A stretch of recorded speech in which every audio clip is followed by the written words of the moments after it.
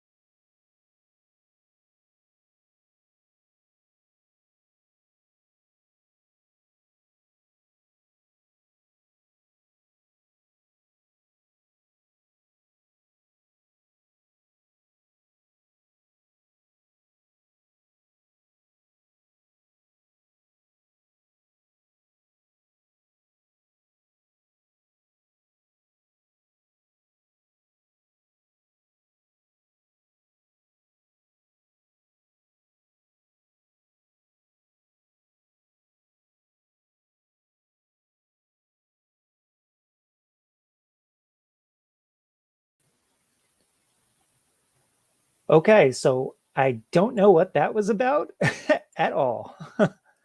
um, yeah, it said I lost my internet connection. I'm hardwired, so it definitely wasn't the Wi-Fi. um, definitely very strange. I just rebooted real fast and everything looks good to go now. So Yeah, let's try this again. Let me say hi to everybody that wasn't here. Hopefully you come back. Hey, Amber, how are you? Nick Pick as well. Getting ready to head to the storage unit to ship out some orders. That is always a good thing to do, to be shipping out some orders. What's going on, Joe? How are you? Thanks for stopping in. Travis, what's going on? Congratulations on the 1 seed in the playoffs. My team has been shit in the bed the last couple weeks, and I don't understand why with these guys, but it is what it is. Hopefully they turn it around for these playoffs. Not surprised Bobby's in here today to tell me what about them Cowboys. Good game yesterday. My Giants are playing like complete crap this year, and can't say it wasn't expected. Hopefully, I actually don't know. Who would you be rooting for tonight, Bobby? Which team would you rather see win? Or tomorrow night? The Eagles or the Skins? Which one? And yes, I know it's the Washington football team now, but I will always call them the Redskins no matter what. Oh, okay, Nick's a 49ers fan. Jen's here, so of course, got another Cowboys fan. Go Cowboys. Bobby looks like he is making fourth. Okay. I haven't looked today. I know if he beats me, I knew he'd be in, which it looks like he will. I was doing so bad with the 1 p.m. games that I didn't even pay attention. Okay, yeah, it looks like he's got that win. I know I'm going to hang on into the playoffs no matter what, because I've been the highest scoring team in the league, so I knew I'd be in the top 4 even if I lost this week. But yeah, Bobby gets this win. He will be in. Let's see, is Yinzer winning? And it looks like he will take that 4th place spot that Yinzer Pickers would have had if he won. Okay, so it looks like it'll be Travis, myself, Aaron and out with Cheeses, which is Nate. Is that Natey Pie? Oh, man. Natey Pie is going to be in the playoffs with us? All right. Hey, Chris, how are you? Thanks for stopping in. Appreciate it. I know you're going Eagles, Joe. I know that. Hopefully their case of COVID doesn't spread around like everybody else. Cajun Go Saints. Oh, my God. I could not believe that game last night. I turned it off at halftime, but to see Tom Brady shut out and embarrassed like that is always entertaining. I respect the hell out of the guy. I mean, one of the best of all time, but to watch him get shut out is pretty cool. Does not happen often. It's a blasphemous for a true Cowboys fan to ever cheer for the Eagles. That's true, but you still always have somebody you would prefer to win a game for your own benefit. There's a difference between really cheering for a team and just rooting for them to help you out with something. It's at least how I always looked at it. All right, so how is everybody? It's been a long morning already. Had a couple meetings. Now for the rest of the afternoon, I'm just doing paperwork from an account I've been spending some time on, and hopefully no phone calls. And then getting stuff together for a presentation tomorrow, meeting with one of the largest school districts in PA tomorrow, and giving them an update on everything we've done for them this year.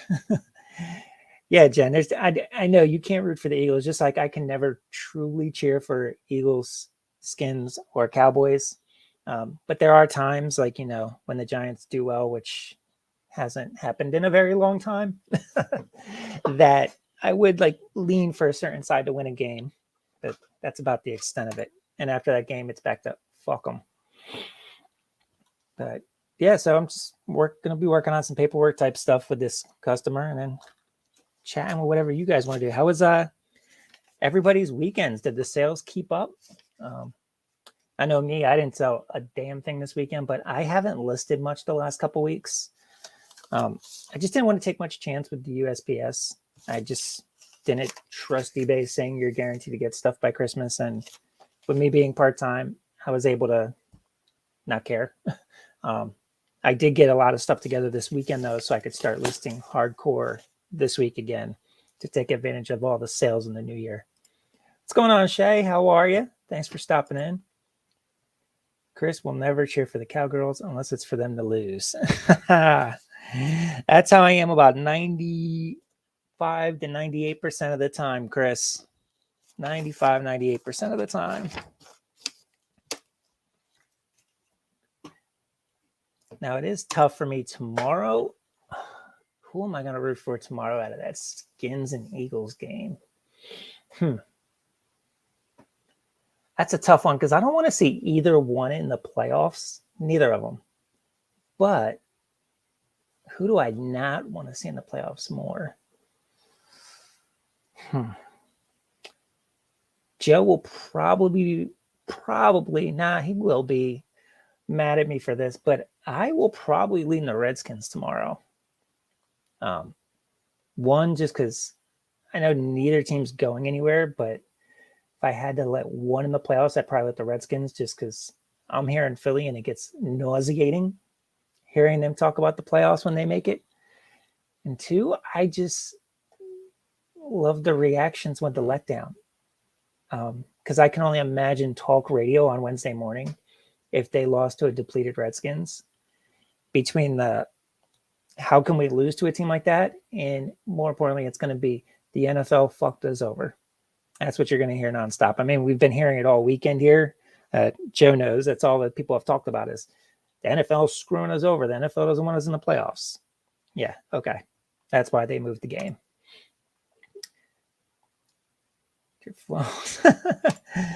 Amber, it was all me. For some reason, I lost my internet for a minute, but I am back. Hopefully that doesn't go out again. That was weird because whenever I go live, my laptop is hardwired in with the Ethernet cord just because I don't want to take the chances of the Wi-Fi. And my work computer is fine now. So it was something with this. But hey, it's good now. Hopefully it stays that way.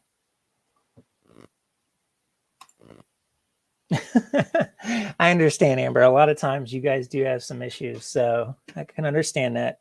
But yeah, this time it was me. How are your guys' sales doing this weekend, Amber? Is Amazon still on fire for you guys? Or has that started to slow down now too? So did anybody do anything good this weekend? We any of you that follow me on Instagram saw that yesterday we took the kids out for breakfast, and then we went and saw Spider-Man with them, which was a great time. They all loved it. I loved it. It was a great movie. It's pretty much all I'll say about it. I know some of you have not seen it yet. So I do not want to risk of spoiling it at all because I know some people don't want to hear a damn thing about a movie. I'm one of those types. I don't care about spoilers because they don't usually tell you the full gist of a story. But yeah, I really don't care. I know my wife and the kids do. Let me switch that. Been wanting strawberry waffles. Never had that. We went to IHOP. For me, it was horrible. I was not surprised one bit. The kids loved it. They want to go back again. And I said, no, next time we will go to a diner. We only went there because one of the kids has been asking for IHOP. My meal was absolutely horrible. I ordered a Western omelet. And first bite in, the bacon. This is the first time ever, and hopefully the last time ever, I will say the bacon was absolutely horrible and inedible. Like, it was horrible. I bit into the first omelet. And I'm like, what is this hard, like semi-chewy thing in the middle of my omelet? I pull it out of my mouth. It is a slab of bacon, like that you can't even bite through. Like, that was just, And then my home fries, they weren't out. They were bringing all of our stuff out separately just because they were so busy. And the lady kept saying, I got to get your home fries. I got to get your home fries. I'm almost done. And my wife says, he still doesn't have his home fries. And they're like, oh no. So they go back, still waiting. I finish my meal and she comes out. She's in front of me like this, like, do you still want them? I'm like, no, I'm done. And even then, you could see the steam coming off it, but it still looked uncooked. Did Spider-Man makeup look because the movie got so pumped? That's awesome, Jen. Joe's going Wednesday with the kids. Good. That's going to be a good time. You guys are going to love it. It's about 2 hours and a half, I think was the runtime, 2:30, 2:37. And there was a good solid minutes, 25 minutes of previews. So yeah, be ready for a long day Wednesday. We brought Caitlin, who's 9, and she still struggles to sit through a regular hour and a half type movie. So you can only imagine with 25 minutes of previews and then a 2.5 hour movie. Halfway through, she's up, standing up, stretching out, trying to start talking. Something we're like, girl, shut up. But she loved it. She got through it. We just learned that she's not quite ready to go to the theaters yet for movies that long. But that's okay. She'll get there eventually. And she loves the superhero movies, but she doesn't like it like me and the boys do. I'm actually eagerly awaiting this week's episode of Hawkeye, the season finale. I watched a promo the other day that you could see Kingpin walking in, and that just is like, all right, this is about to get good. So I can't wait to see that. It's good that they're bringing over those Netflix characters now. But yeah, so that was our weekend. Basically, we went to breakfast, went to the movies. Saturday, I just hung out at the house pretty much all day and got some work done.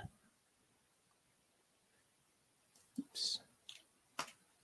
The boys were supposed to go to the tree yard and work, but as soon as they got to the tree yard, they started to fight. Well, they were fighting all day Saturday, like bad. Like normally they never fight this bad, but they were bickering all morning.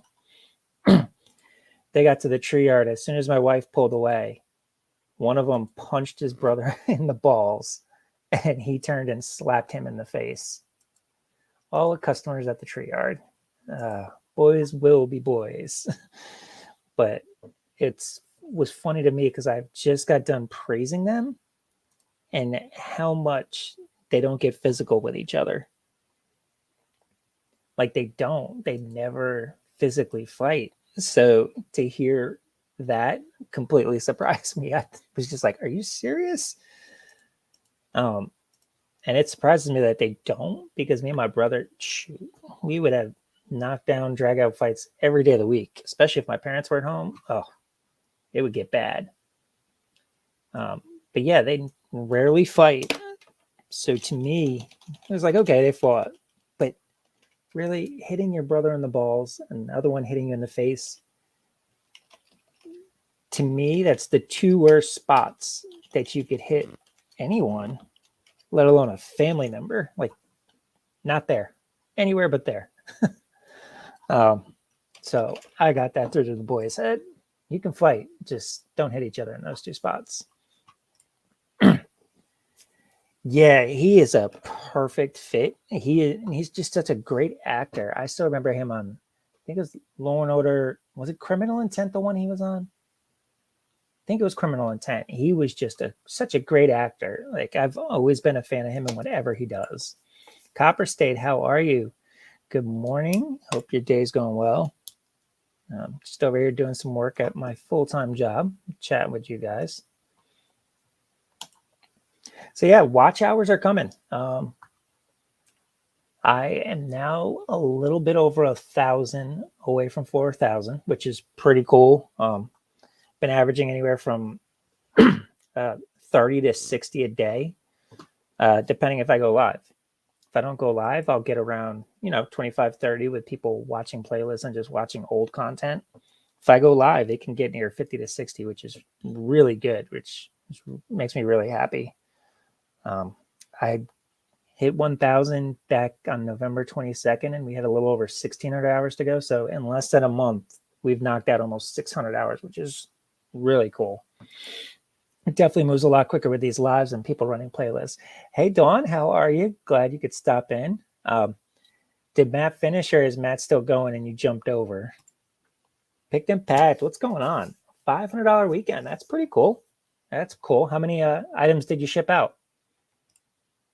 Lucky 7. What's going on, buddy? Glad you could stop in. How's your day going?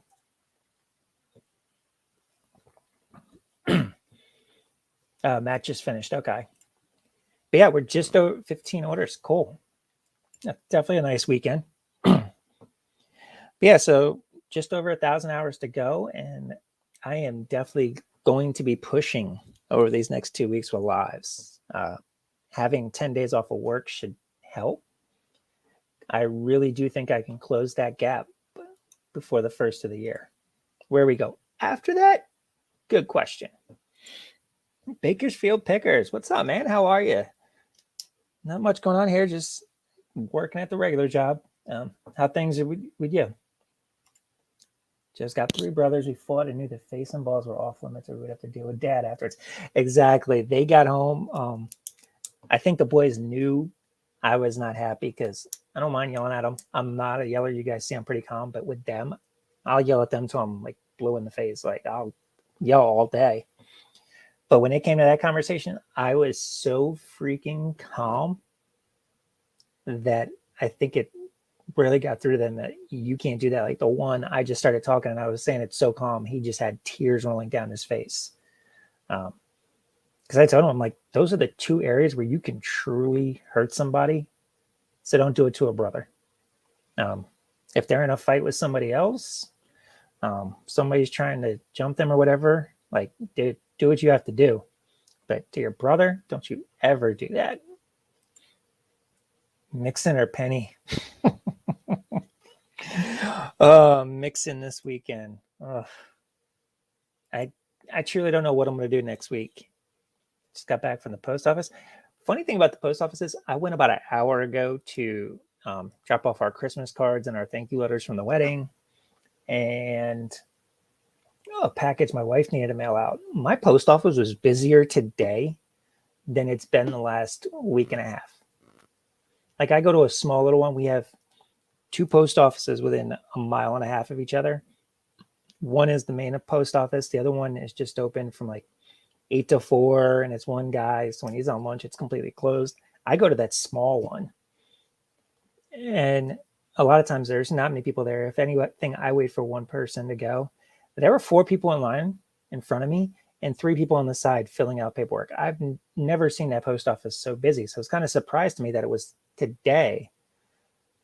Unless people are just thinking they could still get stuff there in time. I don't know. Oh, let's get it. Yeah, man. Oh, oops. Yeah, I think we're going to get there. Just got to keep plugging away, and doing these while I'm doing my work will definitely help, especially if people stick around and listen in the background. Bakersfield just got done packing 20 items for $2,500. That's awesome. That definitely sounds like a good weekend. What's going on, Cameron? How are you? Hope you're feeling better, man. Were you back out in the garage and shed area this weekend getting stuff done? Been selling game consoles like crazy. That's awesome. That's this time of year for sure. I debated on selling my PS4. The boys still play it sometimes. We have a PS5. Games are obviously compatible. But so I was debating on selling ours, but the boys, they didn't really want to let it go yet. So I figured, whatever, let them hold on to it. Don't understand why, since they can play this stuff on the PS5, but hey, whatever. But that would have been a nice little boost to the account this holiday season. Been really busy. That's awesome. Check out IG at Bakersfield Pickers. I'll have to check that out. I might be subbed already. I've noticed with Instagram that they've got the same issue as Facebook, where their feeds don't constantly upload. They constantly show you the same 5 people. So even if I am subbed to you, they probably just don't, show me this stuff. But I'm looking now, and I'm actually not following you. I will change that right now. All right, I just added you in. Oh, I see some NCAA football 14 a week ago. Nice. How much did you wind up? Oh, I see right there. $230 for the Xbox 360. That's an awesome sale, Bakersfield. That's awesome. I see that money definitely went back up. That game went up, and I'm disappointed I sold mine. I got one back in a garage sale in April, and I sold it for about 95 plus shipping back in April. But that was also the same time where the new version was announced, so the price started tanking, even though it still wasn't going to come out for a couple years. But man, now I wish I really held on to it for the holiday season. Yeah, who still needs to hit that? Once I kicked my brother in the nuts, and I felt so bad once I found out how horrible that is. I was like 7. Well, you were 7. So that's a learning experience, I would say. Paul, my younger brother, as kids when we called our sister. Whoa. Like he air it off my head and stomped it in the grass. I lost my shit. Oh. Hey, at least you got your sister's back. That's awesome. Oh, that's awesome. Wife just got some Christmas presents from at work. It's on a PS5 for $900. That is awesome. Double T, what's going on? How was your weekend? Were you happy with your sales? So paid $5 for the NCAA 14. That's awesome. Yeah, when I got mine, I got about, I think I got like 15 to 20 games, and the not Guitar Hero, the DJ Hero bundle, with the box and everything, and I paid about $70 for it, for all of it. So I basically say I paid about $3. I would say about $3 for my NCAA 14, but 3 to 90 in odd change to 230 from 5. Damn, that was a very nice sale, Bakersfield. Very nice. I always love when I come across that game in the wild. It just doesn't happen as much as I would like it to happen. Because that's one video game you can always make some good money. Sales were decent. Some of those cameras I picked up from that estate hall. That's awesome. That's very good. Yes, I'm trying out something new. Those were here last week, heard me talk about it. I took a stab at high bid. I've got an auction house close to me that's doing a bunch of comics and sports cards. I don't really know the comic side of things, but I can kind of tell what sports cards are worth money. And if I see some of the cards in a lot, I can tell if I get it cheap enough, if I can make a little bit of money out of the stars and Hall of Fame type players. And so I was looking at it. I put about $200 to $300 worth of opening bids. The auction doesn't end until the 29th, so I'm not going to put any more bids till it gets closer because I don't want to drive the price up too early. I'm down to about $60, I think it is, in current bids, just because I've been outbid by so many other people. But I've got a nice watch list for December 29th just to be sniping at the end. So hopefully I can get some nice stuff out of that. They got a lot of comics, which I don't mind taking a chance on. And there was a couple things I don't really know much about, like American Girl dolls, but I know they're worth money. So I put out some bids on that, some porcelain figures, a bunch of little different things. I was going through a high bid and just looking up stuff on eBay at the same time. And I'm like, oh, that figure goes for how much? All right, let me take a stab at it and see what happens. But I'm interested to see how it goes, see how the bidding goes next Wednesday when it finishes, and see how much I wind up spending. I saw Philly Flipper just spent like $300 on his latest high bid. But I think that's going to be the way I need to go for sourcing this winter, is with auctions and online auctions. I don't really have the time for the in-person auctions, but we'll see. It might be a good way for me to get some cheap stuff, because Joe will tell you our thrift stores aren't the greatest. High bid is freaking addictive. You use Auction Flex or Gavel Buddy? I've never checked either of those. I'll have to check those out. Let me write that down. Are they like bots that help, or are those other websites where you can bid on? Currently, I was looking at high bid, and I was looking at another website called Max Sold. There are a lot of good estate auctions on those in my area. So I'm looking at that. And then I was looking at a website, Auction Ninja, that kind of pulls everything all together from all the different websites and just shows you where to go if you're interested in an auction. That'll be fun. Yeah, I'm interested to see how it goes. And I think it'll help me expand my knowledge, because there's going to be new stuff that I wind up winning that I have nothing about, and I'm going to have to learn about. 2014 and 2010 basketball. Keep your eyes out. Yeah. Joe's never found one. Joe, I hadn't found one yet either till that one garage sale, and since then I haven't found another one. Wish I could. I actually personally, how much I love that game.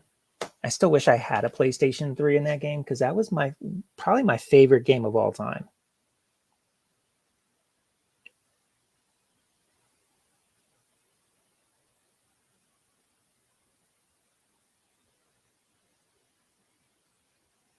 Yeah, okay. Oh, thank you.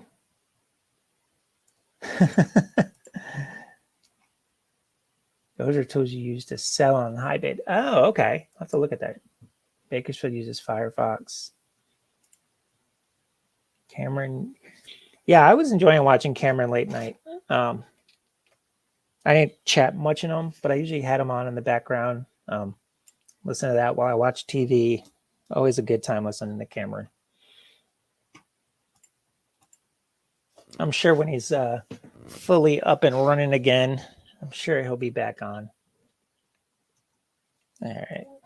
Let's take a look at this. Oops, wrong mouse. That's the problem with working two computers. I say this every time. I keep pulling up the wrong mouse. Oh, Cameron's going to go live tonight. That's awesome. Yeah, I like Monday nights when you do that. I hop back and forth between you, Paul and Shay, and I do still watch Drew and Joey. I do hop onto theirs as well. Got to spread the love, support everybody. There's no bad blood with anybody. I just want to watch everybody and hope we all do well.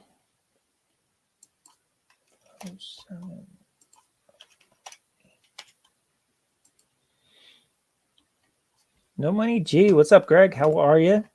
Glad you're doing well. Local storage locker.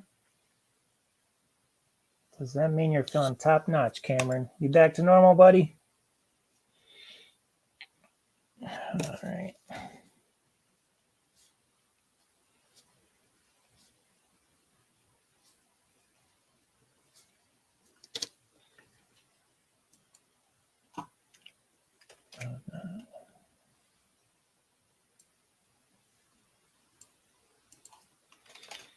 Yeah, the paperwork I'm currently working on, there's a school district that wanted us to completely redo their school district. What I mean by that is the program I work on, we take your map and then kind of figure out everything you got in your building and how long it would take to clean. And this school district has had so many changes over the years. This was probably kind of like 10, 15 years ago before I was even with the company. And they want everything completely updated and revamped. So a lot of it is just going in, double checking stuff, and comparing it with the maps and what's in the system, and a whole bunch of just delete, erase, update, like a bunch of BS. Bunch of BS work, basically.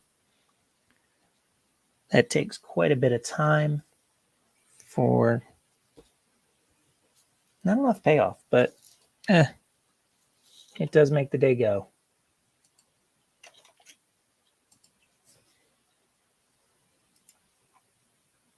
Able to get anything done for your day job while we are here distracting you. So Dawn, I've been doing this for probably a week and a half now, going live during the daytime, and I will admit I have not gotten much done for that job. Not much at all. What I have to learn is how to, do like Matt, do like Cameron, and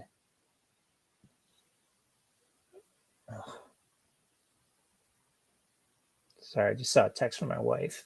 We're still not able to get her MRI for her knee. The insurance companies are just, between the doctor's office and the insurance company, it's been a pain in the ass. I have to learn to do what Cameron, Matt, and others do, where they're able to be quiet for a minute or two at a time just to get stuff done. It's something that's very hard for me because I just hate dead space. So it just me on, want to talk. I want to hear things. And I know if I was watching, I'd want to hear things as well, even if I have it on in the background while I work. There's Cameron's link. Glad you shared it, Cameron. And it's always cool. I don't care if you guys want to share links, go right ahead. I'm fine with that. What's going on, Johnny? Thanks for stopping in. I'm glad you're here. Just finished sharing out this video to all my Facebook groups and Twitter. Thanks, Johnny. I appreciate it. Thank you so much for all the help running my playlists and posting the link out there for other people to watch my playlist to get me those hours. We are now just over 1,000 hours left. So I think by Wednesday, when everything catches up, we will be under that 1,000 mark and definitely on pace if I keep these lives up through the new year to get there by January 1st, which would be pretty freaking cool to do it that quick. Johnny's really been enjoying your content, Chris. And honestly, Chris, I've said it to you a couple times. I love how the direction your channel has been going and love the new formats of your videos. I hope you decide to keep that up. I truly do.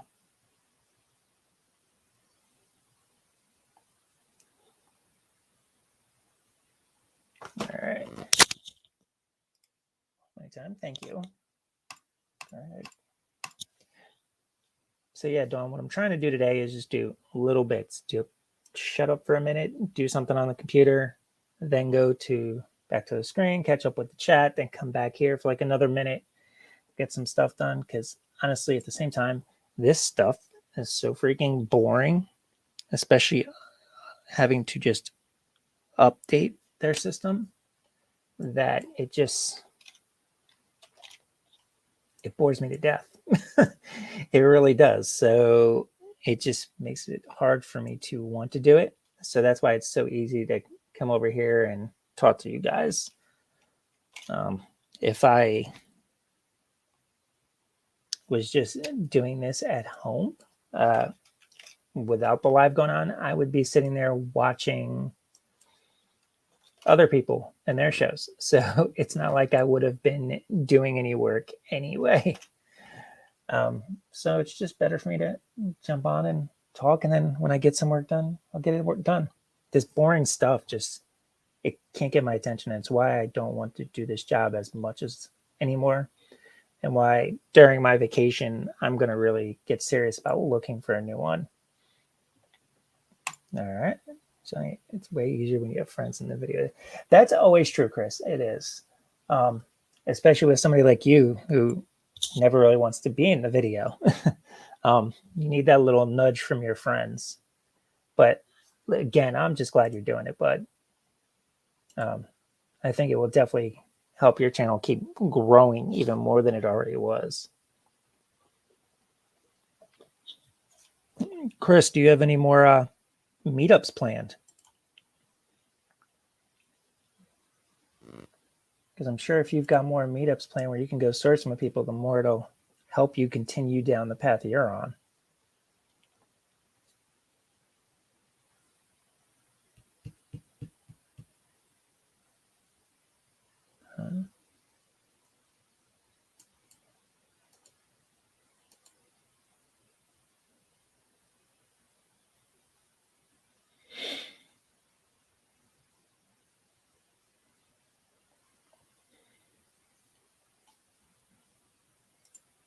The cat lady in this video. We have the meetup in Florida in March, but nothing like big road trips. All right. Is there anybody in your area that you talk to and can go to thrifting with, or just kind of solo in your region? You're showing your face more, Chris. Now I've got to go watch your latest video. Who doesn't want to see that great smile of yours? Yeah, I'm telling you, it's great seeing his face in videos. Good guy. It's good to see. All right.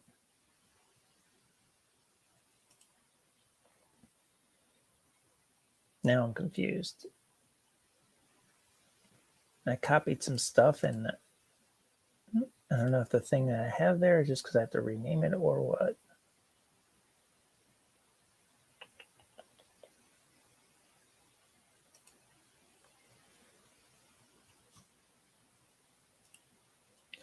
We all agree with you there, Johnny. Hate to see anyone down. So I feel so bad for my wife right now with her knee. It's going on almost 2.5, 3 weeks that it's been bothering her. And it like really sucks. and her doctor's office is not helping at all getting this MRI scheduled.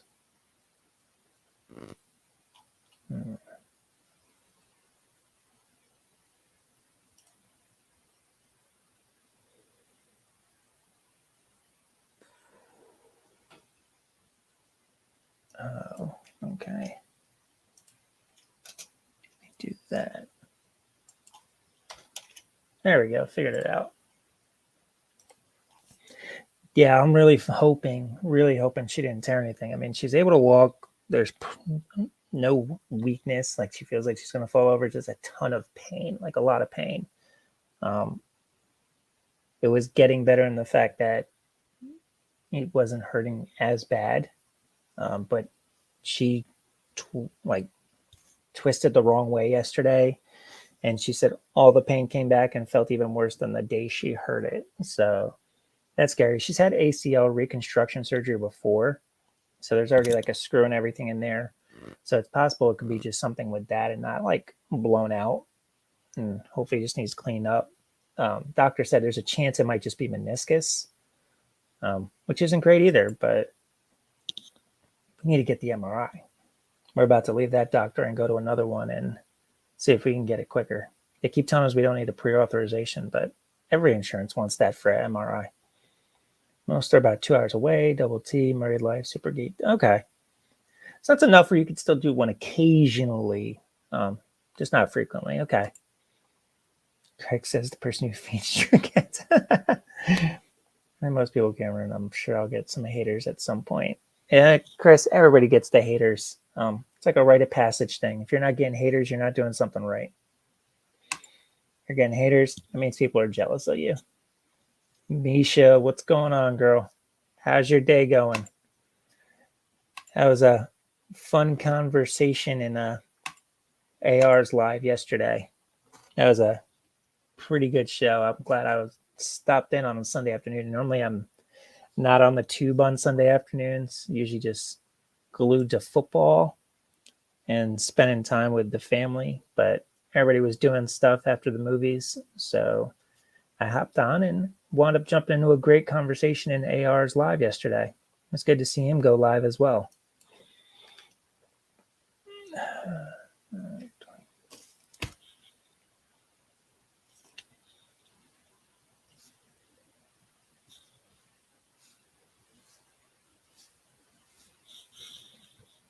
We're saying hi. That was really fun. Yeah, it was. There's a lot of good laughs for sure. And it's nice when you could be in chats like that and everybody be kind of like-minded on a lot of the topics. It doesn't turn into a bitch fest. It just turns into, a good conversation. If any of you are wondering what I'm talking about, go back and check out AR's live yesterday. It was a pretty good one. Oh, so Victoria, what's going on? How are you? Glad you could stop in. How was your weekend? All right.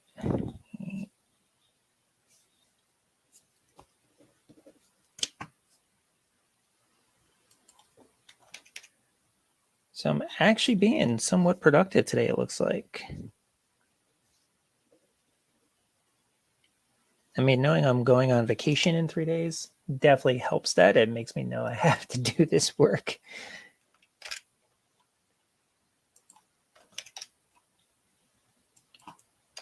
I don't feel like hearing salespeople cry, because those of you that worked with sales teams before,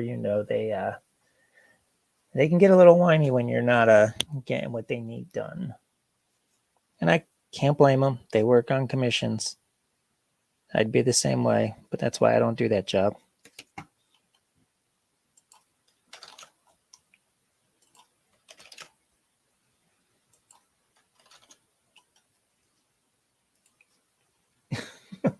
Paul is so funny.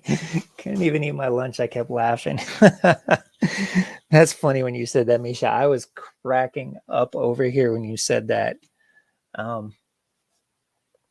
Yeah, sometimes, I mean, everyone, if you're here watching, between my videos and the other lives, we all spend so much time together, and I'm a huge smartass. I make plenty of smart ass comments. We all know that. I don't say anything to hurt anybody. Just a smart ass. It's what I am. And at times, especially in some topics, I just wind up not having a filter and can be very bluntly honest. And there were a couple of things where I just kind of just dropped some honesty on topics, and it's kind of funny because we all try to tiptoe around conversations and things like that. We don't want to offend anybody, but I just can't help it sometimes. I just say what's on my mind with certain topics, and yesterday was one of them. And I did it a couple times, and yes, it had Misha cracking up. It was pretty funny.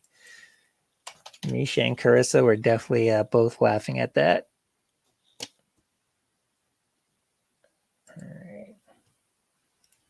I'm trying to be productive, but I'm pretty sleepy at the moment. Full tummy coma. I understand that for sure. I can't wait for Christmas dinner on Saturday night to have that. Not feeling. I normally don't eat that heavy during the week to get that during the day. Dog's over here making some noises. You all right, bro? You good? All right. It's over there laying on the bed behind me. What's going on, Ed? How are you? How's your day going so far, bud?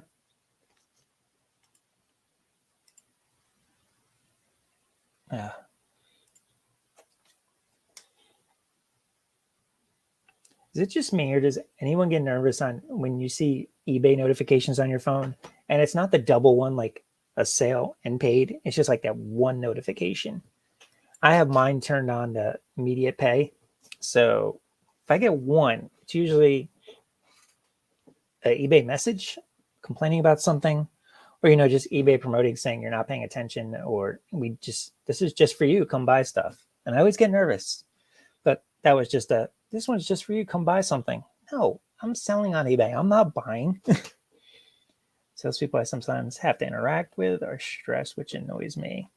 Yeah, my guys, even I can't tell you how many times they call me and everything is always, I need it now. I need it now.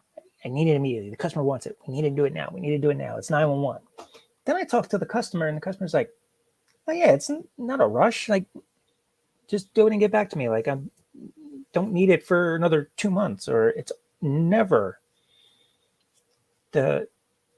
needed as quickly as a salesperson makes it. They just, I don't know. I don't know if they do that just because they feel like they have to, or if they just know they're going to forget. So they tell me to go 911 on it. But anytime somebody calls me frantically saying, I need this right away, I need this right now, I just go, okay, yep. It makes me actually move slower. My wife says that she hates that you can't tell me what to do. When somebody does that, I just go, okay. And it'll move as slow as I want at that point until I'm not annoyed with you.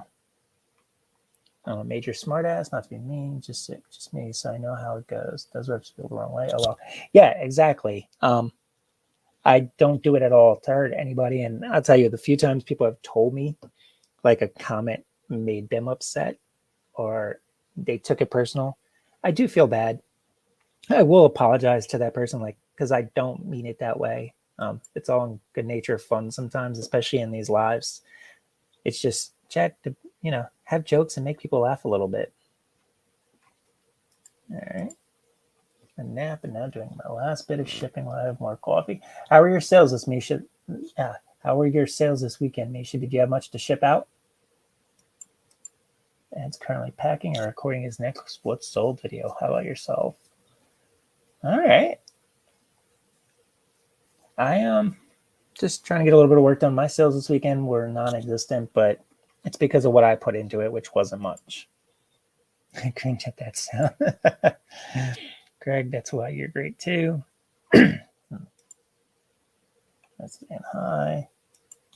Makes me move slower too. I will not be pushed. It gets opposite results. Yep. It totally does. Even at home, if the kids are like, Paul, I'm like, guys, you're not going to get me to move any quicker. Like, stop. And they'll occasionally tell me like, Paul, you need to do this. Paul, you need to do this. And my wife would just tell me like, guys, you know, you're just making it to where he's not going to do something. So just stop. I don't know why that is. I'm just not that good at taking direction from somebody. Not the best, but one was a set. Okay, $70 satchel bag. All right. And had 8 sales, but didn't put any work into it either the whole week. And it was probably one of the best weekends ever. That's interesting. Okay. Were you selling like, was it mainly like new at tag type items that sold that people might want to try to get before Christmas then? Or what? Like, yeah, I didn't sell shit. Vintage leather. Okay. Nice. Nice, Misha. All right.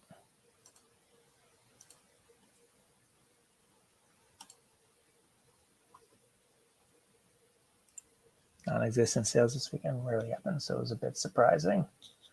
Yeah, mine aren't too rare. It all depends. But I'm part-time too, so and I'm down to about 150 items in my store. For me, it just depends what workload I put in. If I got lazy for a couple weeks, then I'm going to have some weekends where I do absolutely nothing in sales. Yep, pretty much just like that, Misha. Have to be active. I've noticed so much if I can go a week or two straight with a listing, then I'm going to have sales for about 2 to 3 weeks straight. I go 2 weeks without a listing, I'm going to have maybe 2 or 3 sales for an entire 10 days. Just all depends. But I think that also means you go through your quicker moving items, and what's left behind is your long tail or the shit items that we sourced that we probably should have never sourced anyway.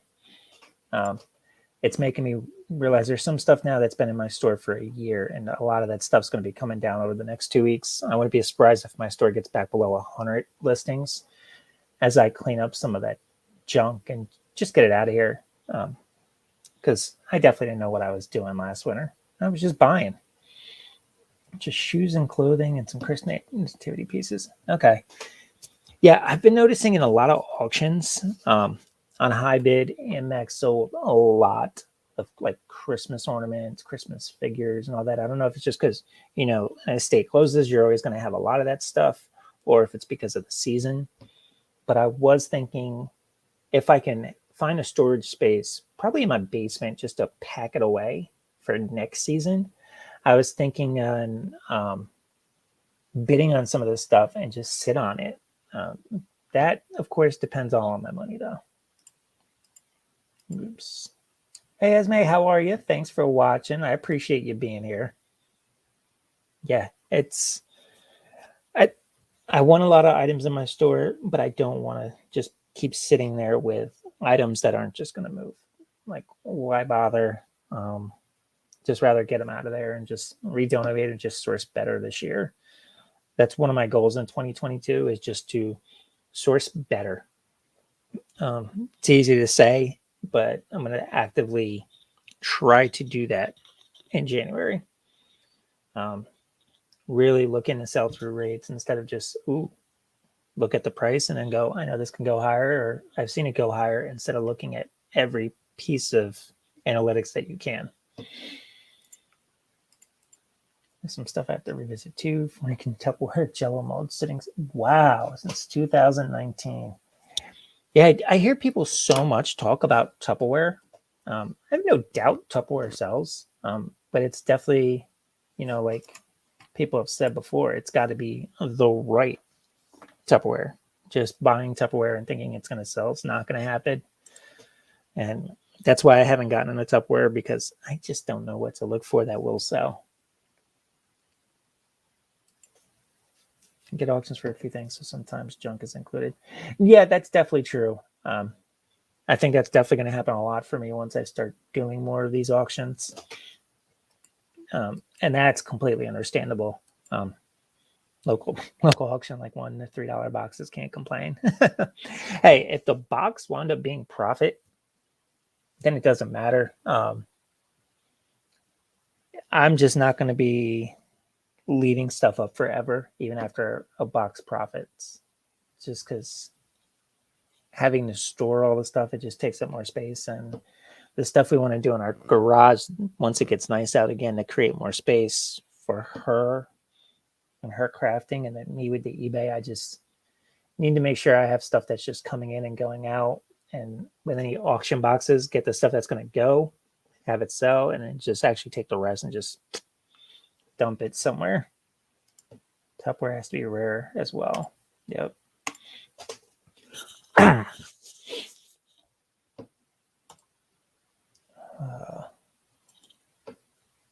right, let me do a couple minutes of this.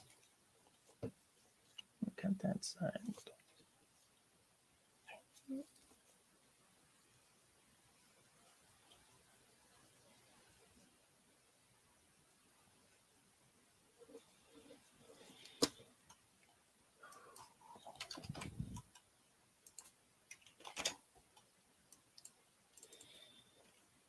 Yeah, one of the things we were talking about yesterday in AR's chat was like our channels and growing and really doing what you want to do that's going to make you happy. A lot of us, most of us, YouTube is for fun. We'd like to make some money off it, hence chasing YouTube pennies. We'd love to possibly have the channel blow up, but it's never going to be something that makes us a living. I don't think many of us. You might have the few people that it does, and then you just got to really think on: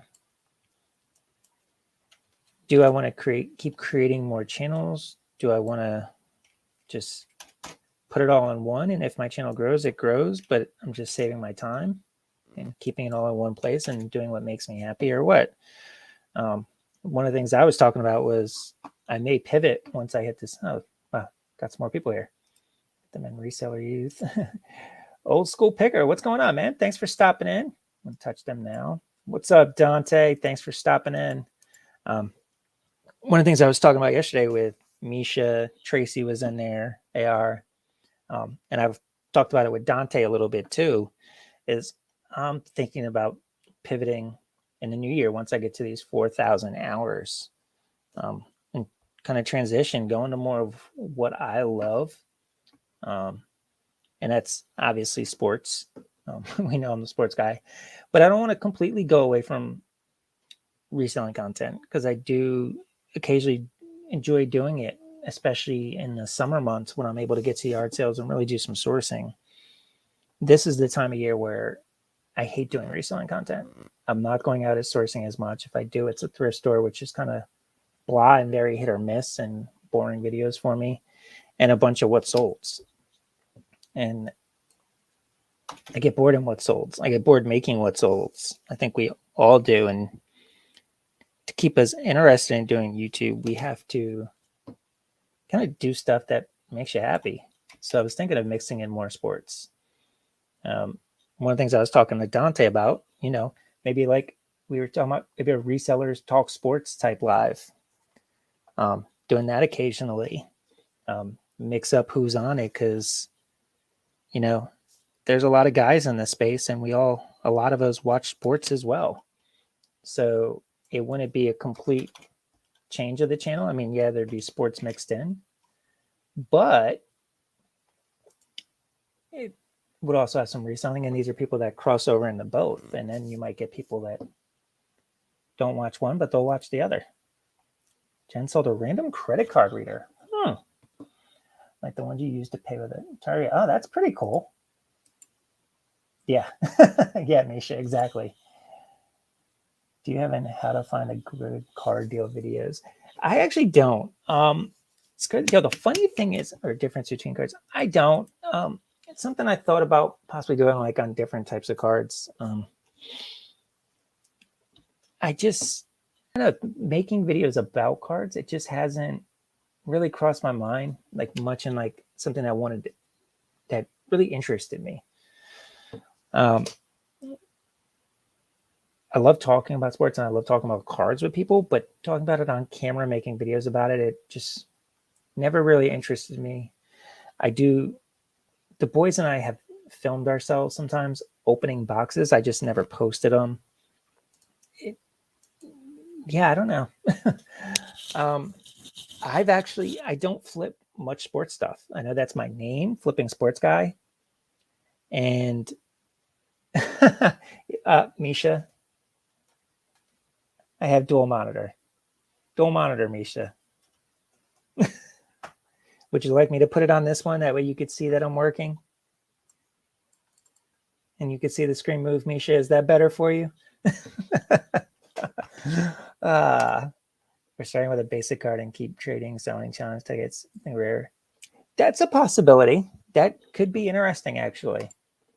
Enjoy doing what's sold, but as you know, I have the opportunity to make so many different other kind of videos here in my area. You do. You've got a very good area for stuff like that. It's the same. Yeah, and it does. I feel burnt out with reseller content. Making what's sold. I was really enjoying my picking things before I ship and talking about other topics. I did enjoy those videos, but at the same time, I enjoyed making them, but I just didn't enjoy like really doing the editing and getting it up. And the views were lower for those. I mean, it is what it is. It's a what's sold. And those have always been lower performers for me. And I try to do other stuff and YouTube doesn't push and I go, what the fuck? Oh, excuse me. And that's where like kind of the conversation yesterday was like, do we care if YouTube pushes us? I want to grow. I want YouTube to push videos. And YouTube likes the same stuff every video, but do I want to make multiple channels for everything I want to talk about? I don't know if I want to do that. I feel like if I have to make channels for everything I have to talk about, then I'm not gonna want to do it. Feels like it'd be too much work, especially when YouTube's never going to be more than some extra change in my pocket when I get to 4,000 hours. Shoot, if I ever get to the point where I'm making 100 or 200 bucks a month, that'd be awesome. But that's just going in my pocket. So I'm really leaning towards keeping one channel. That's been one of the things that's been big debate in my head the last few days. Do I start a second channel, potentially a third, to do all the topics I'd love to talk about, or just keep it all one place and risk YouTube not pushing stuff? Hey, Annie, how are you? Glad you could stop in. Matt, what's going on, buddy? Glad you could be here as well. And Dawn would never be able to come up with new content if I had a channel. Let me double check these wrenches. I know some people are here. School picker.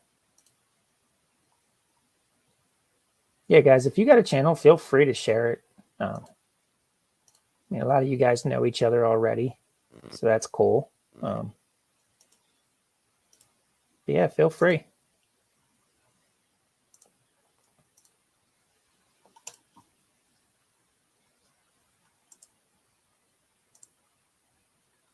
But yeah, when I was having the conversation with Dante the other night, I was really thinking like, something like a reseller live with sports talk, doing stuff like that kind of keeps it the same crowd to where even if YouTube doesn't necessarily push everything because it's not the same content, you're kind of keeping the same crowd together, which will keep at least my subscribers watching. And at the end of the day, even if it's not the same content, I believe like if people are watching your videos, watching your lives, they're giving you the watch time and you're getting that CTR rate as well, that YouTube will push it. So if I have stuff that my subs are going to watch and they're watching it for a bit, that YouTube may try to push those videos. And if the thumbnail and titles are right, it'll pull people in. Swamp Picker, what's going on, buddy? How are you? Obviously, I'm guessing on a lot of this. None of us truly know how this YouTube algorithm works. Jen's working on a makeup channel as a potential source of income. Okay. I'm spending hours playing with makeup. Might as well film it and throw them on the tube. That's a great idea, Jen. That really is. And I'm sure in that space, it could probably go very quickly with the right videos for sure. And I'm sure that's a much searched about topic as well.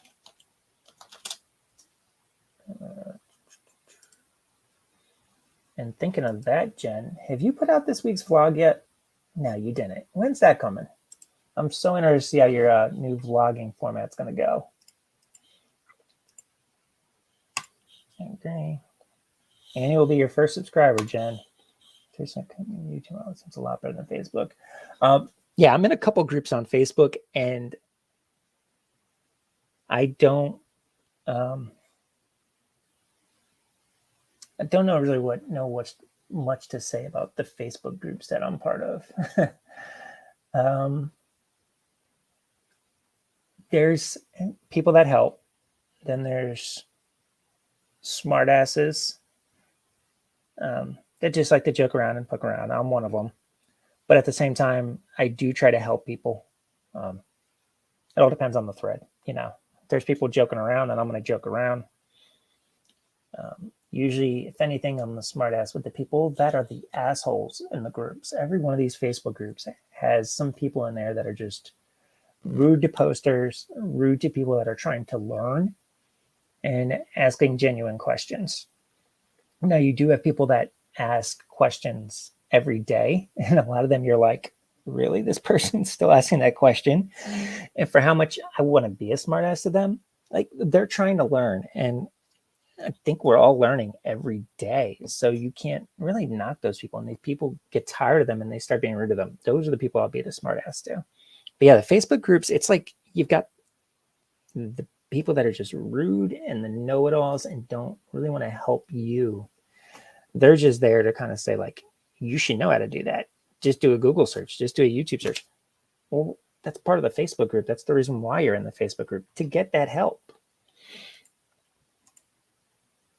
So yeah, YouTube, I found, at least in the lives, don't have the slightest idea how this works. What's that, Matt? The reselling space? But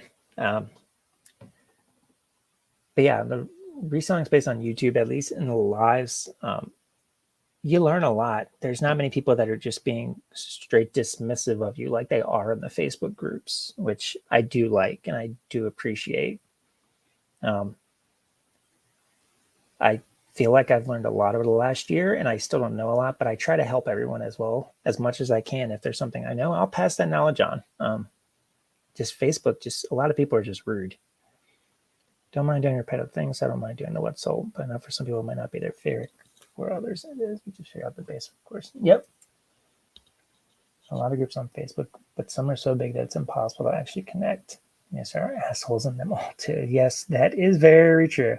YouTube. Oh, okay, yeah. None of us, like, there's so many people that say this is how the algorithm works. This is what you got to do, and they'll say that, but then you'll see the next channel. As long as the person's got a good personality, they're entertaining, they could switch up every video to something else and they blow up.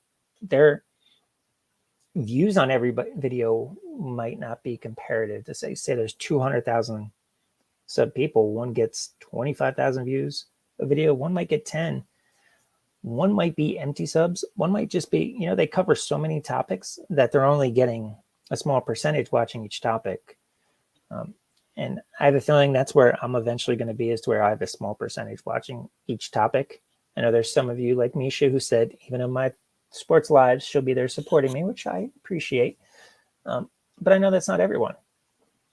So if I grow, I grow, but I'm probably just going to spread out the content more and cover different things as well. Like packing and recording, so hard to chat now. That's cool. Would never go into those that just to make someone feel stupid. And like you said, there are people like that in every group. In this YouTube community, I've never come across that attitude. Yeah, I really haven't either. I've seen people that are, occasionally rude, but it's usually for a reason, I think, or a bad day. Never seen someone in these chats that is always rude to people in lives. I've never seen that. Now in comments, I'm sure in the comments, the people are like people in Facebook groups, but not so much in the lives. I heard to keep up creating videos for my channel and working on my reselling business. So my channel has been slow growing, but I'm okay with that. Yeah, that's it takes a while. Nifty Thrift, thanks for stopping in. I appreciate you coming by and chiming in. That's awesome. Yeah, with my life, pre-records are definitely hard. And that's the other thing that's made me think of switching to stuff that I enjoy more. Because, I coach sports. This winter, I'm coaching 3 basketball teams for my kids. Still got work. Still doing reselling. And then just got time with my family. So that's a lot of stuff right there. So trying to find time in there to do pre-records is pretty hard. And I just try to squeeze that in when I can. And that's why at times my channel might go 1 to 200 subs in a month and then not get more than 30 over the course of the next 2 months, just because kind of like eBay, I'm getting in what I put in. Hey, little Debbie, how are you? I'm glad you could stop by. How do you use less tape? I'm an over taper. I think most of us over tape. I know I do. I go through rolls so quickly. It's not even funny how quick I go through rolls. I just get nervous. I'm like, man, I think that needs a little more tape. Sports talk will go right over your head, Dawn. Misha, it'll be funny hanging outside. She'll be okay with the sports talk. Like Jen said, even if there's reselling talk, she'll watch, but she'll watch the sports live. I like the idea. Now that I'm thinking about it, I've been thinking about it for a couple of days, like including other resellers, because so many of us enjoy sports. I can't tell you how many of the guys, like, we'll talk on Instagram about sports. We don't do it on YouTube, but we'll have our messages back and forth on Instagram. Like, even my man Leroy doesn't seem like he's a sports guy. He just seems like he supports his Steelers. But Leroy and I will text on Sunday and Monday nights about the football games going on. So there's plenty of guys that, even though they are always in reselling stuff, would talk sports as well, because it's another piece of us. There's more to all of us than just reselling. And I think that'll just keep people more engaged. Like, even the people where sports talk is over their head, if they see, say, me, Leroy, Dante, and Jen on a panel one day talking just football, you guys are going to be there just because you like all 4 of us, and you're going to be waiting to see what we talk about and just have fun, because the chat as well is going to be our usual reseller friends. Thank you, Cameron. Thank you for that. Maybe just let your viewer to know to check out your playlist and what they can find there. Yeah, and that's the thing. Multiple playlists. I have flips, like my what sold playlist. I have what sold of sourcing, because everybody likes different content.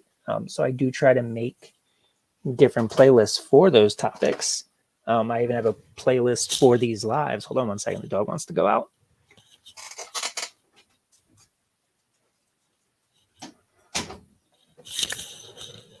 I have separate playlists for lives, and then I've got the one playlist that just has pretty much every goddamn thing in it.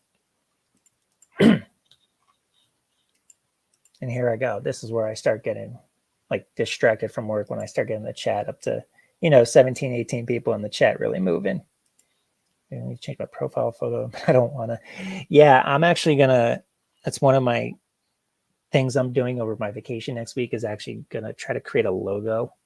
Instead of having the picture of just me, I'm going to try and create an actual logo. I like what Jen was saying about just like having like a logo or something, just like FSG, and try to create something with that. Mo Reseller Niche gave your channel a shout out for his Vlogmas. You deserve it. You have such a sweet channel. Oh, that's cool. I really like what Mo did with that. How he's shouting out somebody every day for Vlogmas, and just like a little short. Was such a great idea that he had.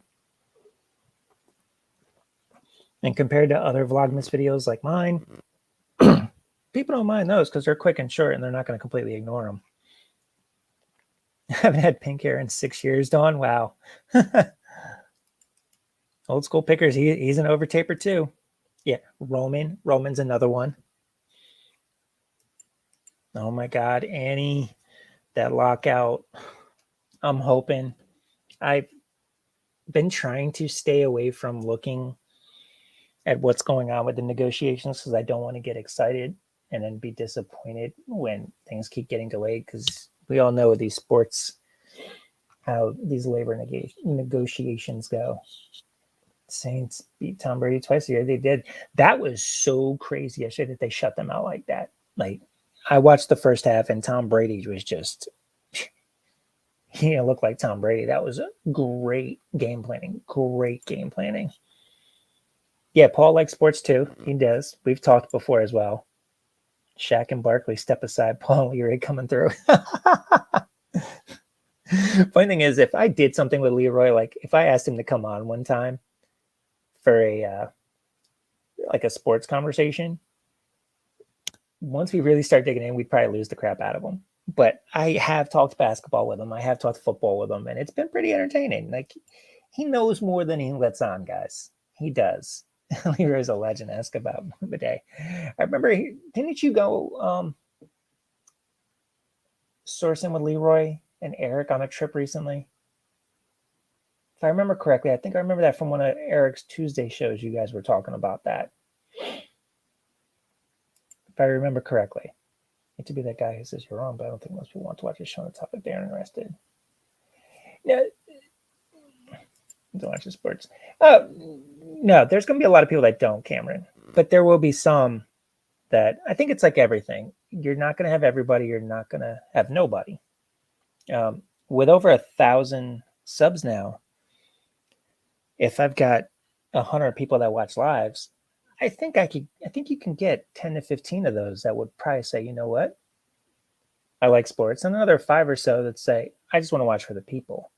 I know personally, there are a handful of lives I watch where I don't give a damn really what they're talking about. But I like the people, so I'll stop in for a little bit, not the whole show. There's only some lives where I actually watch the entire thing just because of time. But I always stop in. I'll watch people for a little while. I'll chat with the chat. But you're not wrong, Cameron. You're definitely not. What's up, man? How you doing? How are you? Thanks for stopping in. Let's talk about how the Cowboys second place. You talking about for the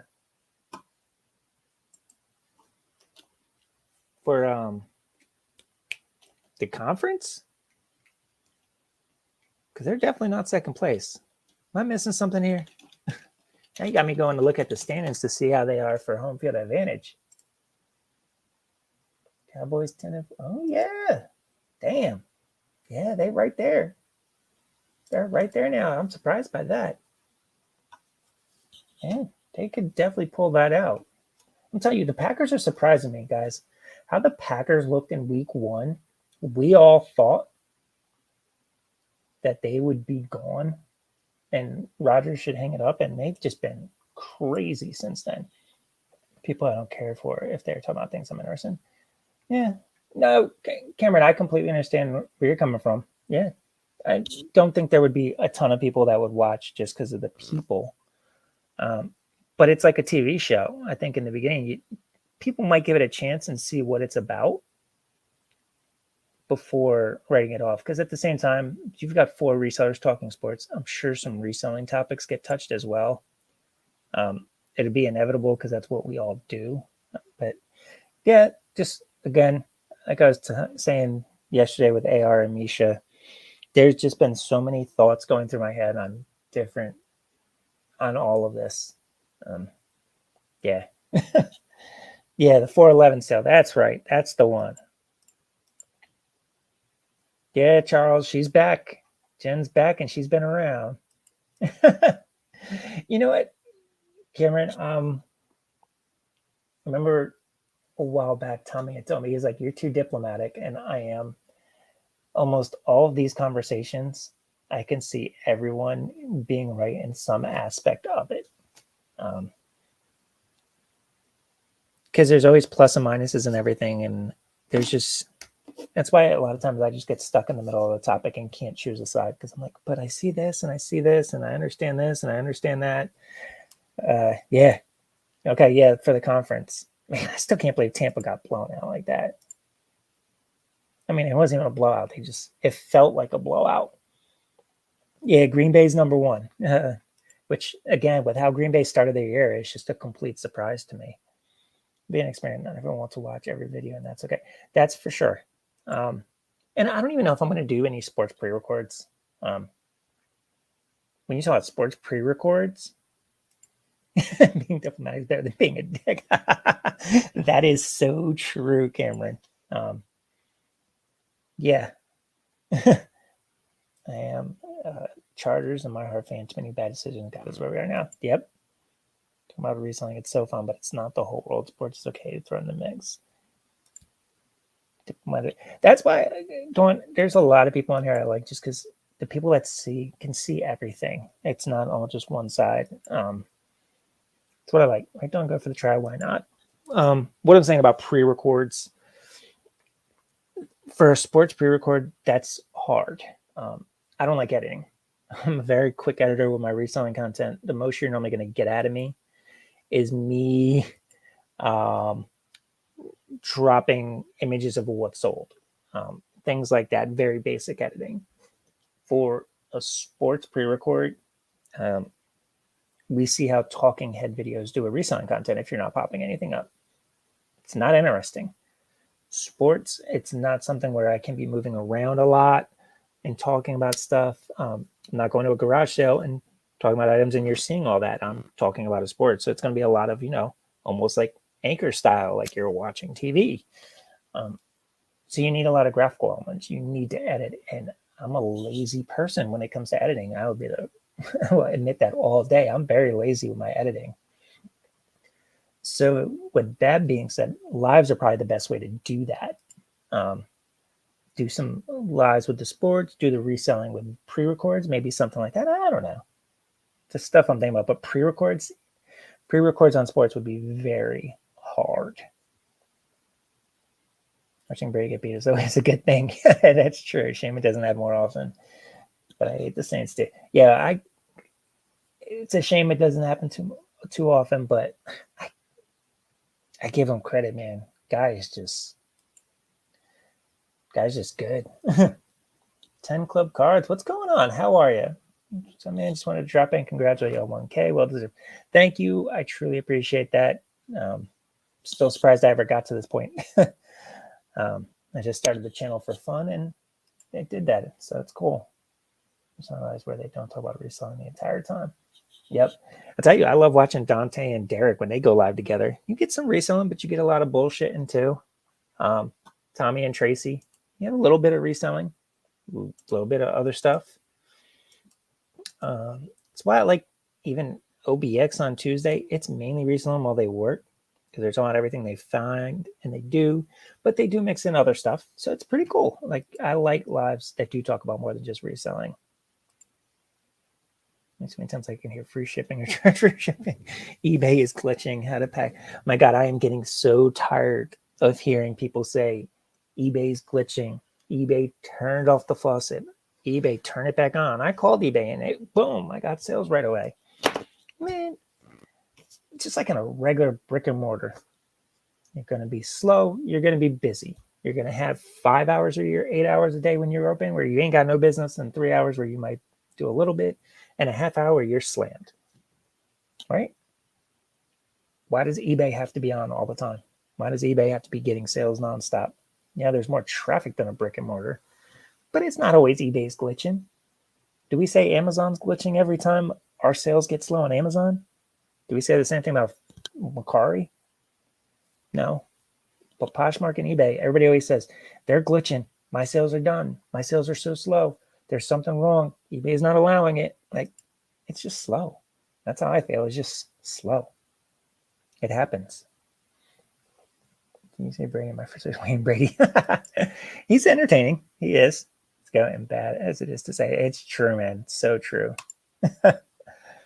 Yes. That's such a great topic, Jen. Like, there's just so much that is just getting beat to death right now. This whole eBay glitching, eBay is not promoting me, eBay's not letting me get sales. It's getting so tiring, and it makes it so hard to watch some of these people right now because it's so old. Like, that's just how I feel. Their website blows. So 2001. I'll tell you, their website is horrible. They need to completely revamp it. They 100% do.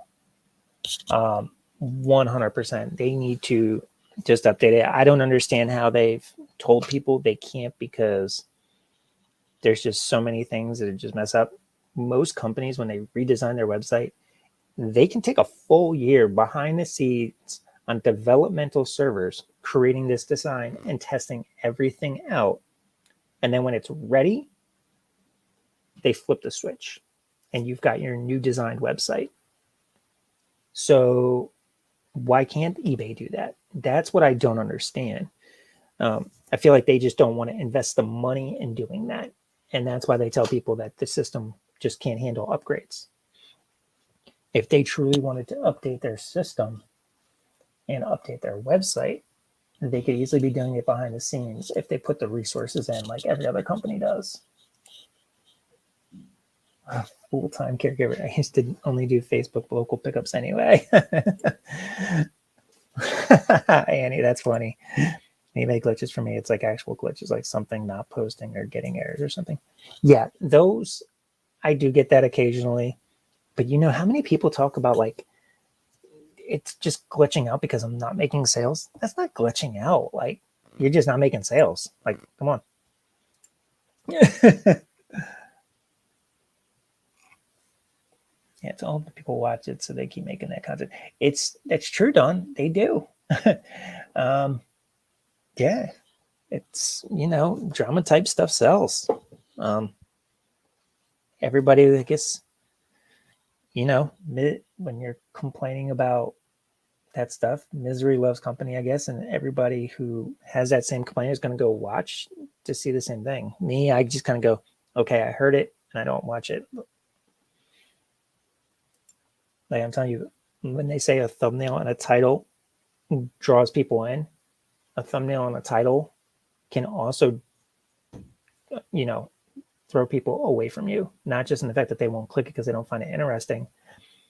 I click on plenty of thumbnails and titles where I just don't know if I'm going to be interested or not, but I know the person, let me see it, let me watch it, and if I don't like it, I click off quick. But there are plenty of thumbnail and titles where I go, that topic again, never mind, go to the next. I like the full time too, Dawn. AP isn't stupid. He knows drama sells. Yeah, I can't watch him because that's majority of his stuff, and it just drives me crazy. But yes, he does. He knows what sells, and he's getting those views because of it. Community has helped me keep the same over the last 2 years. Okay, that's cool. I'm guessing you meant sane. Hey, Aaron, how are you? Glad you could stop in. Hope you're having a good day. See, Annie, we all like that full time. All right, let me see where I'm at with this work. All distracted now. Yeah, I think that's one thing that all these thoughts that have been going through my mind the last few days about what direction to go and all that has kind of led to me being more honest and how I feel about videos and eBay and all that lately, and not as much of a filter as usual. But sometimes that's not a bad thing. We need to be honest about stuff. And if it loses a couple subs, it loses. But I'd rather be honest about stuff. Yeah, since October, I can only watch him sporadically and never live. See, I've never watched him live. I like watching Dom primetime. When I see he's on with him, I'm sorry, Dom, I just can't watch you. Like, I'm just not a fan of AP. I can't listen to him. Jen's a nut. Jen loves a nut too. Everybody's saying hi. All right. Is it been cold everywhere else today? Oh my God. It 48, 51. It was 19 degrees here in the Philly area this morning. 19. I'm not ready for that crap. I've lived up north my whole life, but I cannot stand the cold. I truly can't. Aaron, AP is a auction professor. Wow, 46, Chris. That's crazy. That's definitely cold for you guys. That's for sure. I hate this system. Like my work system. It's so old and antiquated that I still have to work in it. We have a new version that just came online, but some customers have to work in the old system. I have a sort column that I'm working with, and every time I hit save, the page reloads and goes back to the generic sort from area type, and then I have to go back and sort again to go back to what I'm working on. Perfect. Cold in the Tennessee mountains, 68 in Tucson. Cold for you guys. All right, so it's basically colder everywhere. Chris, I'd rather yours than 19. Annie's, I would love that this time of year. For me, mid to upper 60s is perfect for nighttime. Sure, dramatics there. Yeah. John Beard, how are you? Thanks for stopping in. Appreciate. How are you today? 39 in North Texas. Woo. 35 here, which is pretty mild for your time of year. Okay. Okay. Yeah, normally here we're, 40s, mid 40s, sometimes upper 40s. But 19, we got up to, I think it was a 30. We're supposed to get up to a 35-degree high today, which is kind of chilly. The boys were all excited last week when we had those couple days of 60s. They truly thought like it was going to be, shorts weather and t-shirts for Christmas. I'm like, nah, guys, definitely not going to be that.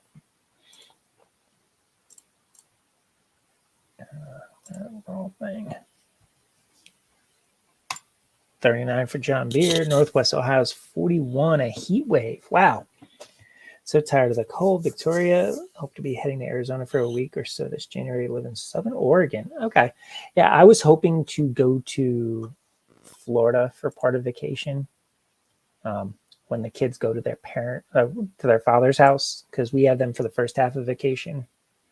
And they'll be with their dad for the second half of Christmas break. And my parents live in Florida, so we've got a place to stay. We just have to get there. But with the airfare, it's just not worth it. And for going for 2 or 3 days, it's not worth driving down and then driving back. It's a straight through 15.5-hour drive, which isn't bad. I've done it straight through before. Oh, that's why I'm getting this cold breeze. This goddamn window's open. I'll be right back.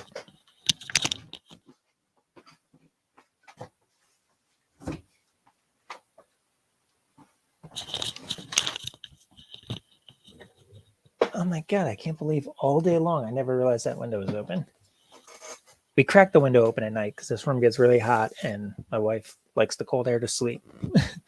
I normally shut it in the morning and crank up the heat in this room, and it gets really hot, but I keep feeling a breeze, and I'm like, all day long my legs have been cold, and the window is right there, so the breeze just comes down, boom, right down here on the desk. The cold air stays and my legs stay cold, and I'm like, just kept getting shots of cold air. I'm like, what the hell? And I look, and the window's freaking open. Oh, Dawn's in Southwest Ontario. Okay, I didn't know that. Ashland Grand Place.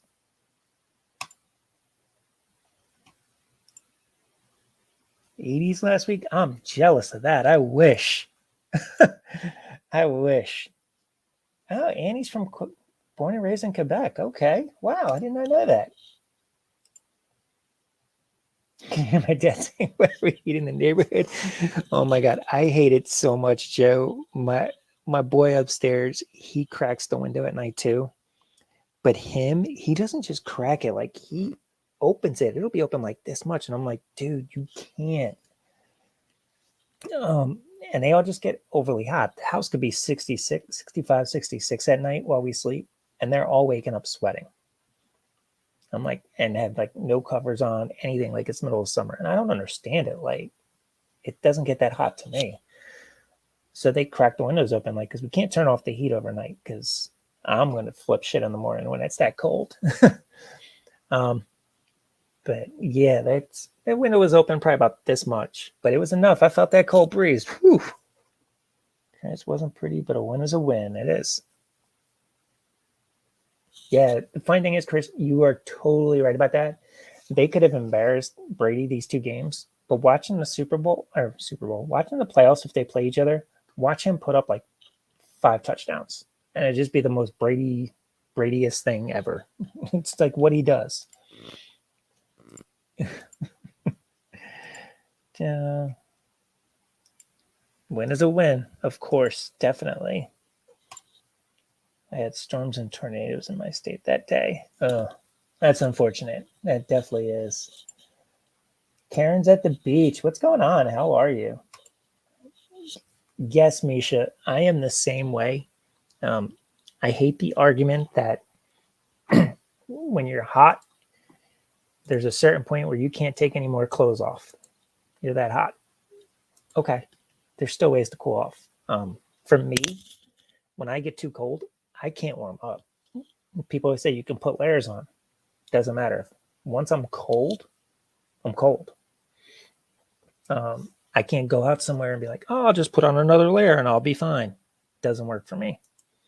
I just can't stand the cold. I would be fine with it being 80 plus every single day of the week. Up in Southern California, practically on the beach. Okay. Yeah, they do have to make it there first. You're right.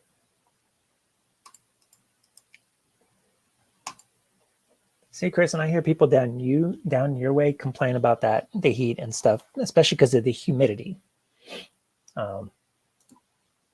That's another thing that never bothered me is humidity. I'm fine with it. It does not bother me.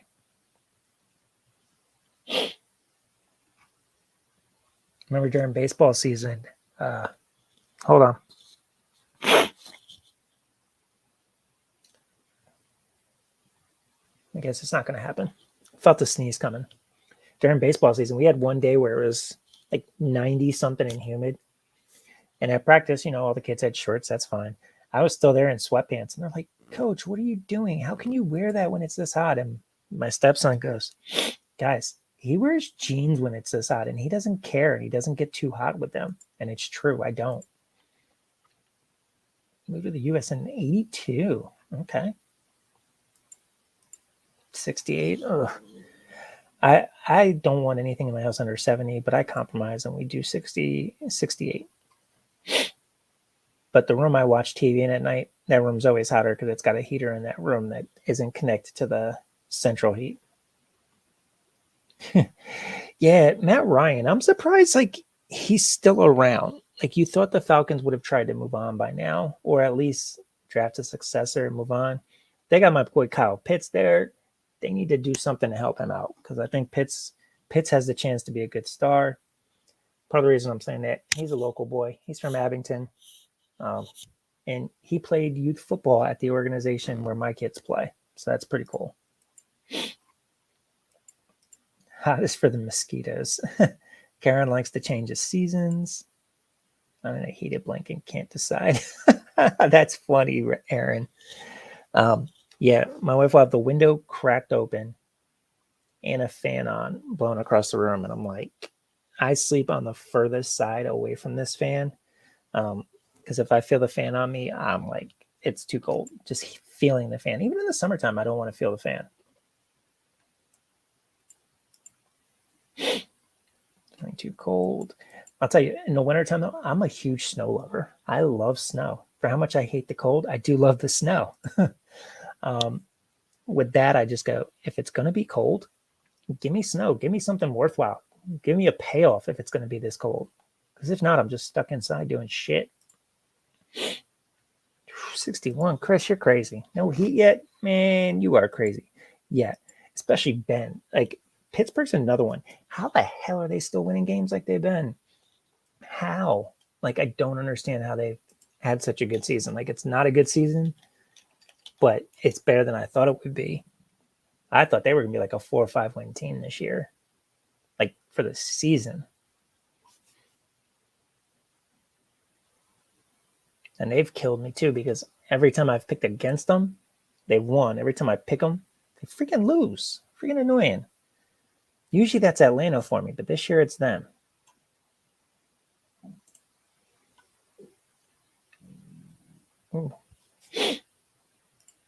Can't owe him too much money. They signed him for 2 more years, I believe. Yeah, I wonder when that out is in his contract with Matt Ryan.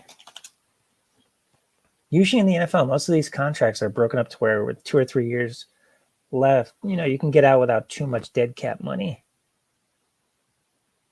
Yeah, if they cut him at the end of this season, they'll get stuck with $40 million on their cap in dead cap. Whew. That's crazy. $40 million dead cap. Yeah, they stuck with him. But they really need to get somebody lined up to be a successor. They really do. Exactly, Misha. It'll be too cold for my hands. Yeah, Dawn. Sometimes it could be 70 in here in my hands. My hands are actually a little chilly right now, and the thermostat says 7 in here. The Braves. Yes, they did win. Yeah, I do play fantasy football. This has probably been my worst year of fantasy football in a very, very long time. I only did 3 leagues this year, and I'm only going to be in the playoffs in 1. And I won't be in the playoff in my money league, which is quite disappointing. Very disappointing. All right, Chris, they freaking resign. They better resign Freeman now. Yeah, I mean, I can't see Freddie Freeman being on any team other than the Braves. He's a Brave. Like, he's just one of those players where you just can't picture him on another team. And Annie, as I say that, wants him to be a Dodger. For how much I like Freeman and I love my Yankees, I just can't see Freeman being part of them. I would take him in a heartbeat, but I just can't see it. Like, Freeman is a Brave. He's just one of those players like you want to retire with the team he started with. All right, Dawn. Thanks for coming in. Enjoy your nap. I'm sure I will be talking to you tomorrow in another live. So have a good nap, and I'll talk to you later. Wow, 23 people in here. All right. All right. Let me go to the next page. 15.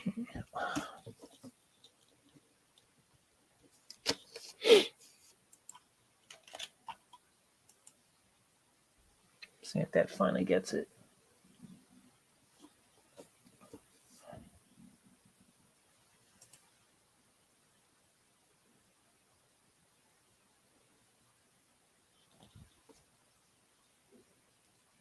All right, good. So, Misha, I have now got this whole part of their map done. So I have done a little bit of work. Honestly, it took me about an hour and a half to do all that. Probably would have took me about 20 minutes if I wasn't live.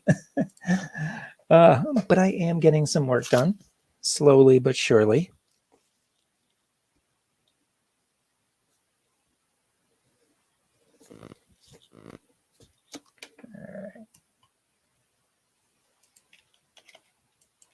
I'm actually surprised my work phone has not been ringing today. Huh?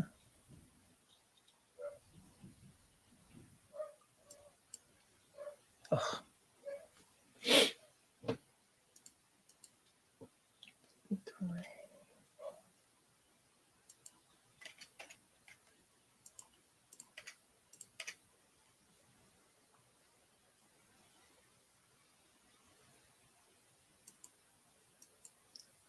All right, got it. What's going on, Leroy? How are you? Thanks for stopping in, buddy. This phone got to go check on the hubs. That sounds good. He's a Yankee fan.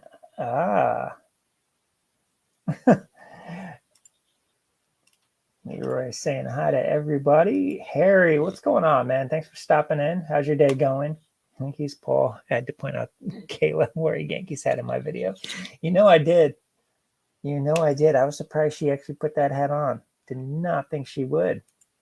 We were, Leroy. We were just talking about you. His ears were probably ringing, weren't they? RVing with G. What's up, man? How are you? I'm working on a school right now. Just updating them in our system because we help them with their cleaning plan and they want everything updated. So I'm currently updating their architecture in it and just kind of, BS in live while I do that. Spent a lot more time talking with the chat than that, though. 4 minutes of break left. All right. Yeah, I probably got about another. Went on earlier today, and nobody gets home from school till about 3:15. So I probably got another hour. This might be my longest live yet. I don't think I've actually ever crossed the 2-hour mark. But need those watch hours, guys. We're getting there. This should definitely help make a nice dent in those. That's for sure.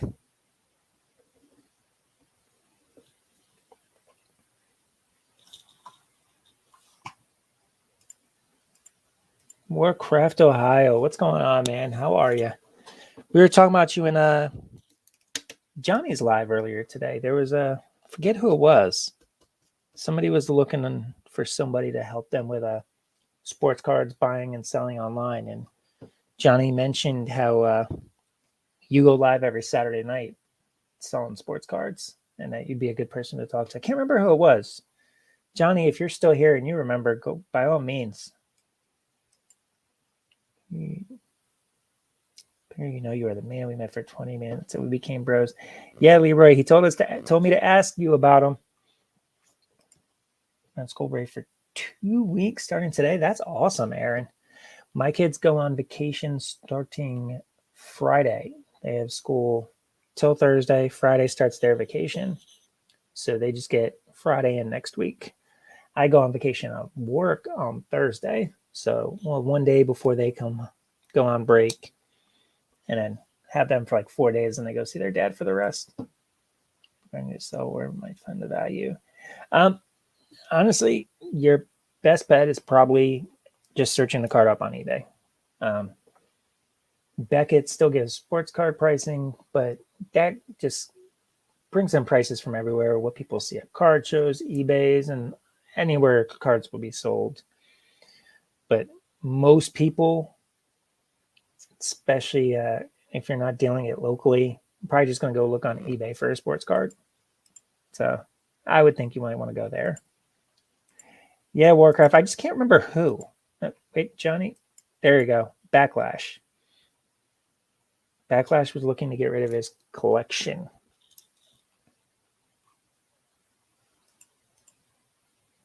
If anything, I've noticed he's been in Johnny's chat a couple times over the last couple of weeks. So I don't know, Warcraft, if you're in there tomorrow, he might be in there. Sometimes he stops on mine as well. We're saying hello again. Leroy is really hilarious in person too. Pretty sure I just laughed the whole time we were chatting.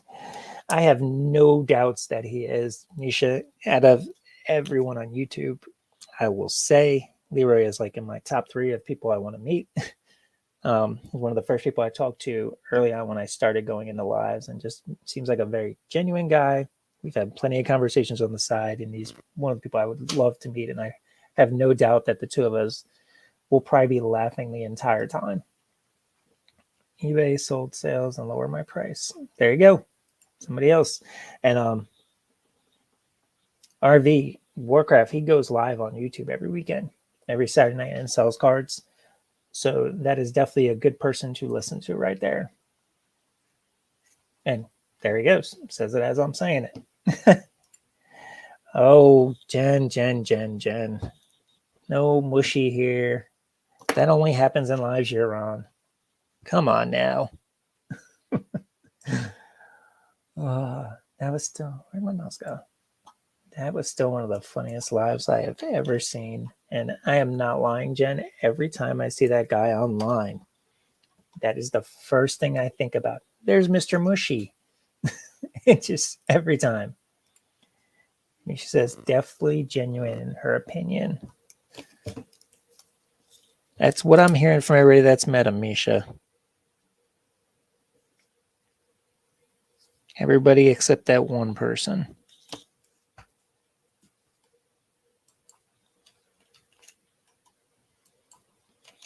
Two.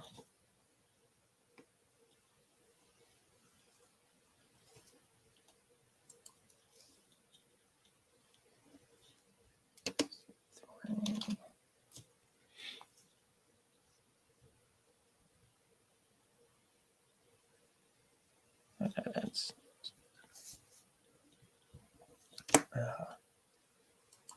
See, I'm actually trying to focus on a little bit of work here.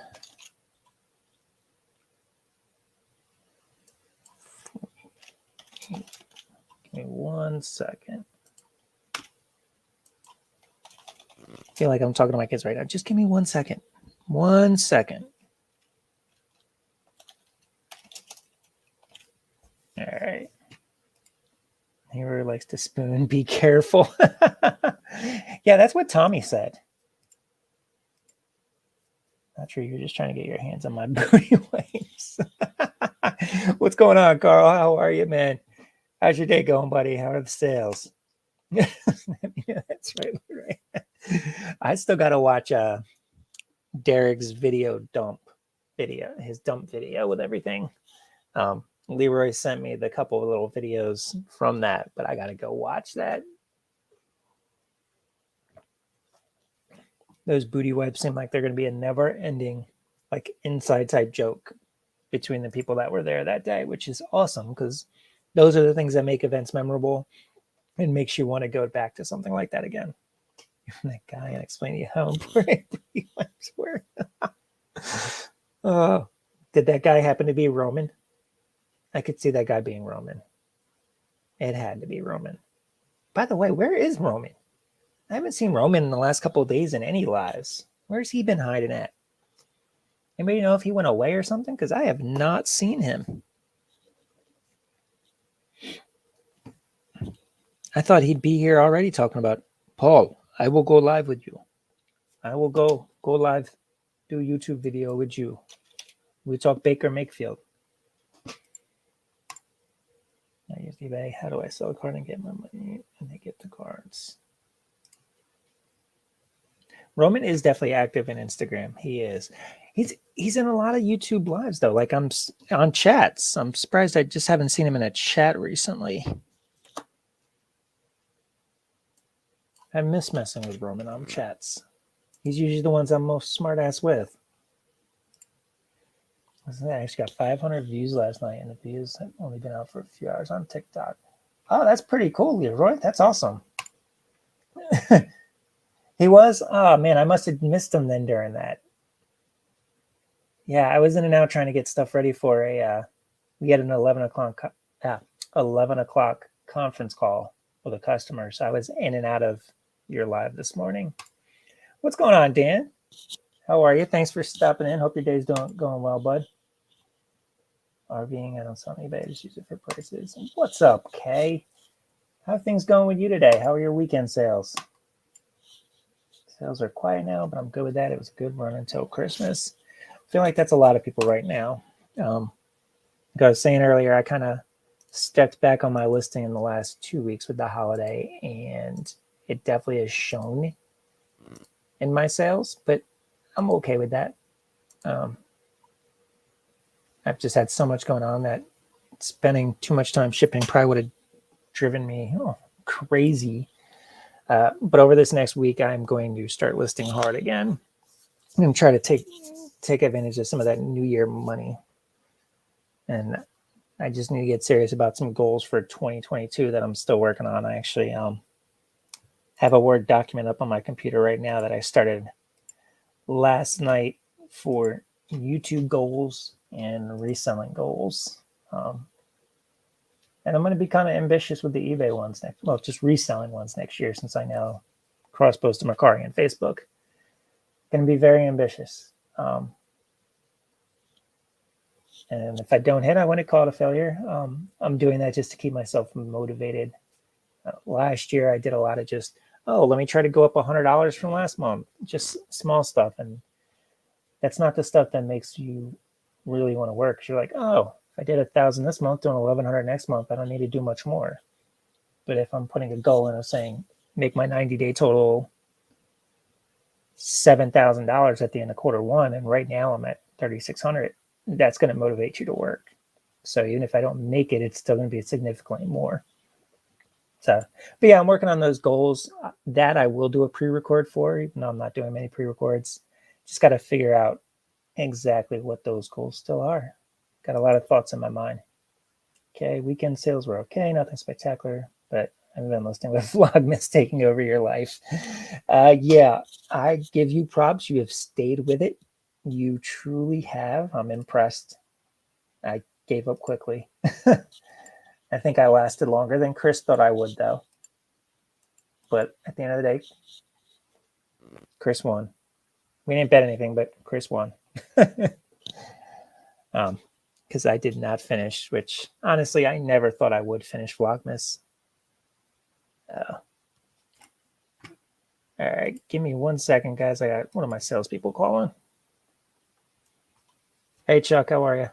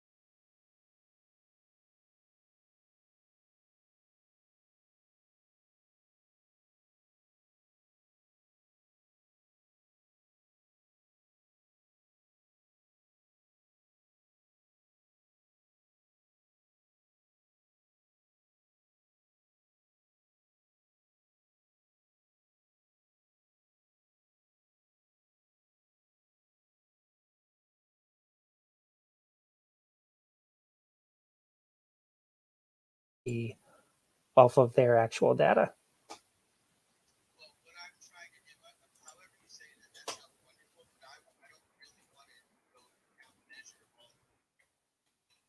Oh no, we won't. Yeah, we won't. No, what it is in the system. I literally just do a data export from the report and then transfer that into Envirologics, and it would be done in just a couple days.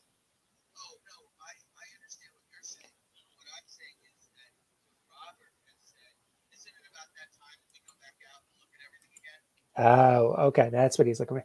Well, now we can transfer the data and say, okay, let's look at it now. Is your floor type still the same? Okay, here's how quickly we'll update it.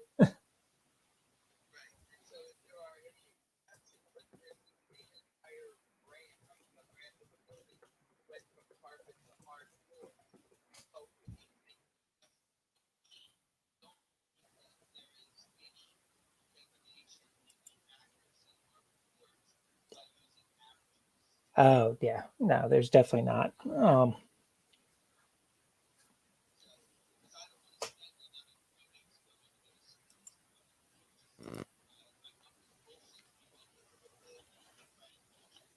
Yeah, I'm going through that bullshit right now with Hamilton Township in Jersey. They wanted all 23 of their schools recounted, and we did a compromise, and we're just spot checking. But I'm going through a 23 building remapping now, and it's annoying. We're definitely not doing that with Central Bucks. We'll make sure of that.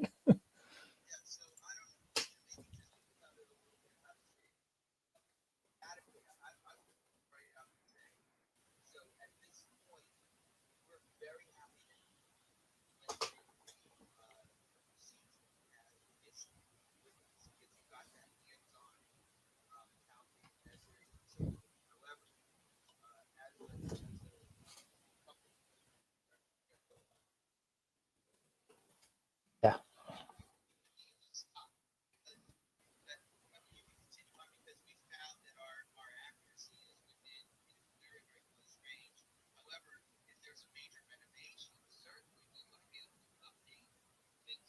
Yeah.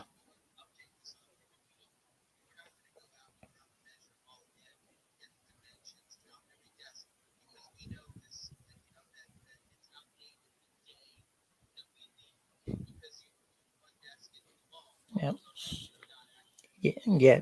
Now we'll just worry about structural changes, and if they did do any construction, they just have to give me the architecture, like the architect map, and that's all I would need. Like no more counter measuring. Like if you give us the architect map, we can figure it all out from that.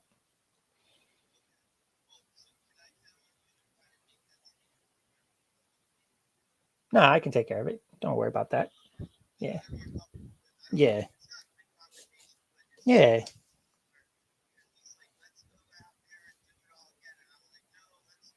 Yeah, that's great. That's crazy to go out there and do it all again, especially when Cap's going away in a year to 2 years.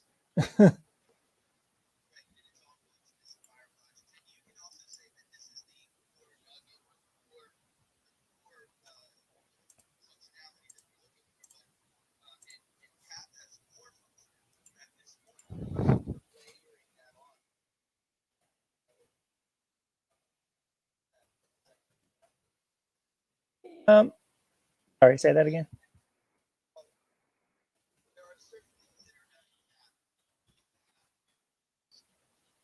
Oh yeah, currently you can't do the work loading piece, but that is coming.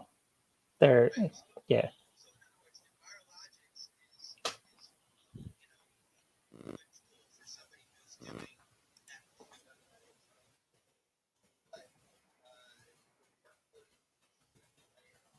mhm. Yeah,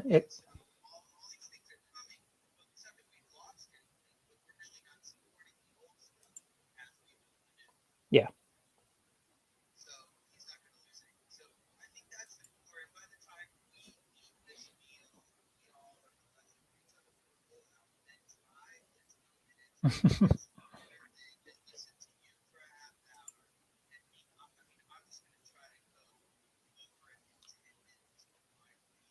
right.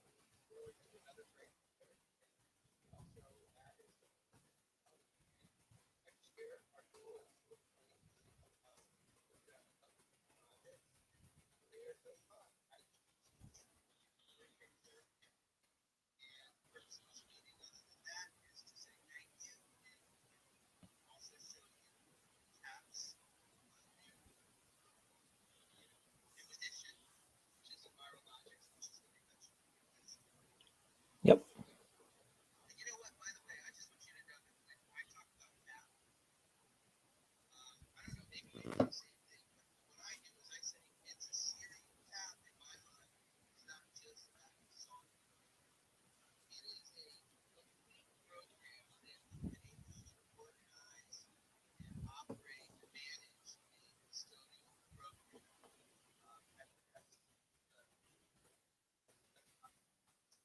Right.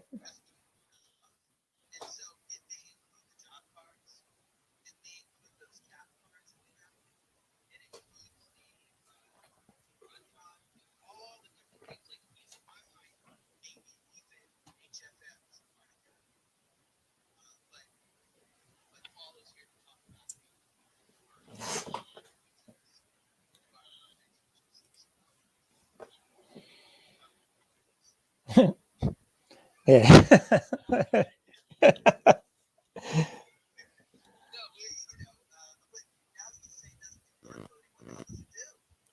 Right now, it is basically they just say a analytic program to let you know the stuff you need and how you can improve your processes.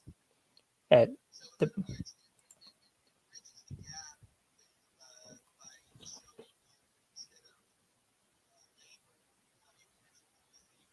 Yeah, yep. And with this, we can also add in the high touch disinfecting. And I think that's part of the reason why they sped this program up and got it out before it was fully ready, because Cap was a bitch, to put it nicely, to try and get high touch disinfecting cleaning in and factored in. Where in Virologics, you can do it a lot quicker.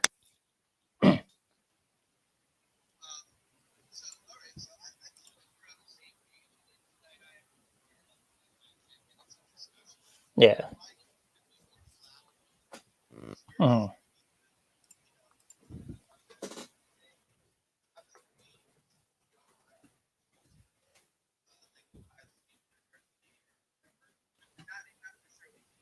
Yeah. Okay. Um, so far locally, we have just in Jersey, we have Watch Home Regional. They're using it. They're actually outsourced. They used it with their outsourcing, um, but it let them put together like it's the same deal. I worked on a project out in Texas, which I could talk about as well, like to show the support we have behind it nationally as well.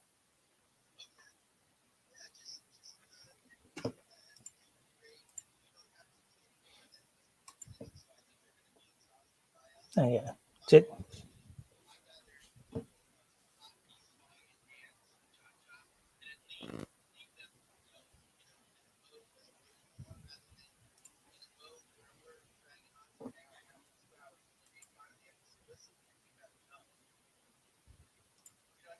yeah,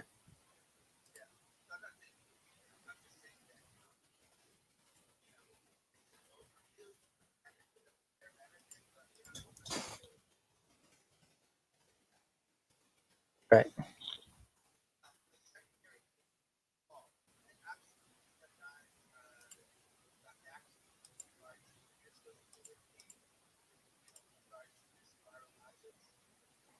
Oh, yeah, that's Sandbox. I'm going to schedule everybody in the new year, just because I'm on vacation next week. I'd have to go do a 2 hour, 2 to 3 hour training with you and just help you build out your sandbox.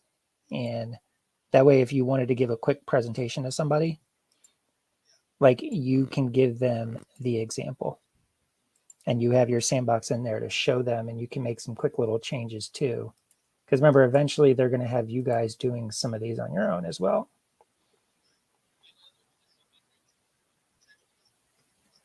Yeah,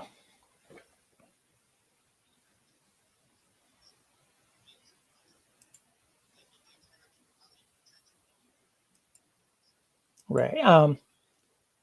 Yeah, when it comes to schools, yeah, just two. Until the rest is built out, it's just that.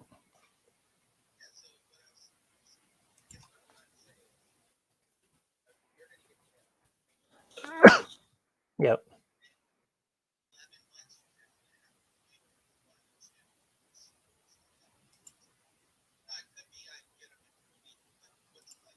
Yeah. And then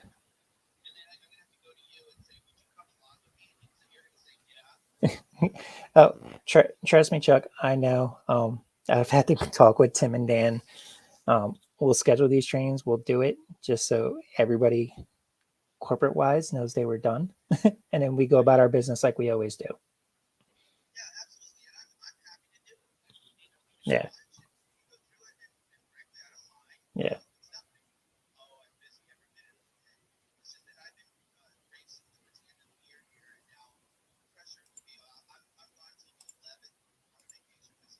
Okay.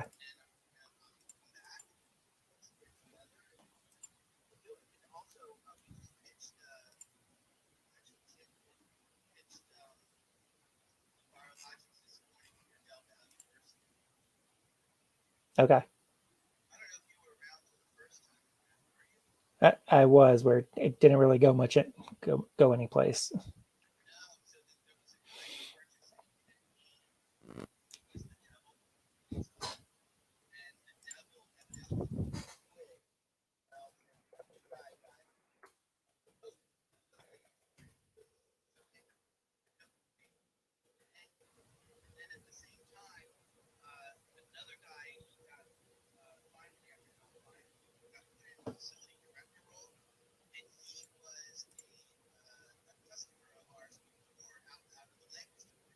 Okay.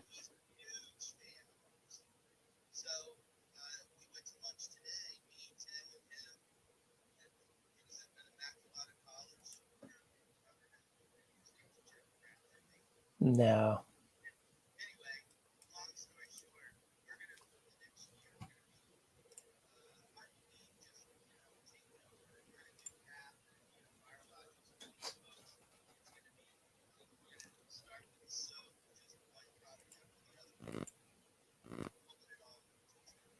All right, that sounds good.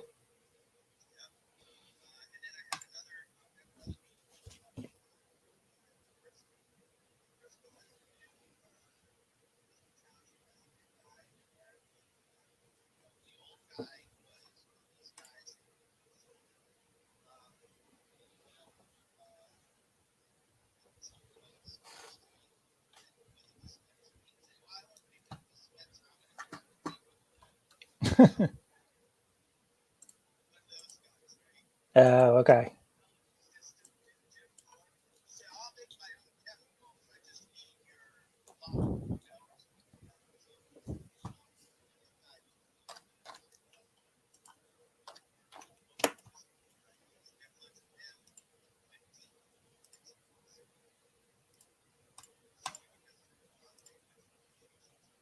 All right. Well, yeah, I think we're all set for tomorrow. It'll go well. Don't worry about it. Trust me.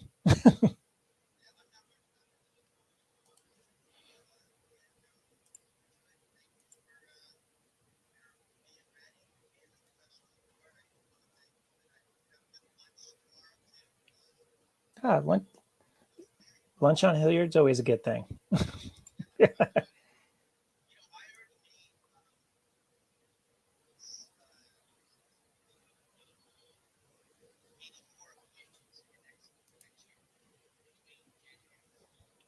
Oh wow. Okay.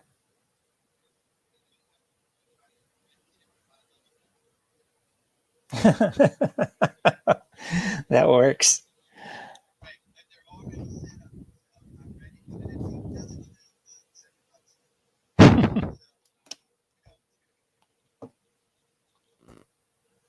All right. All right.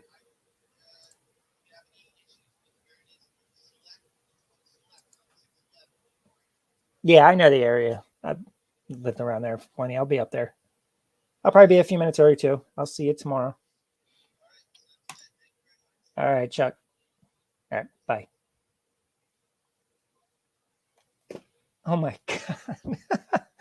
Leroy, you're hilarious. You guys are funny. Thank you for making that phone call so much easier than it was. Salespeople. Oh my God.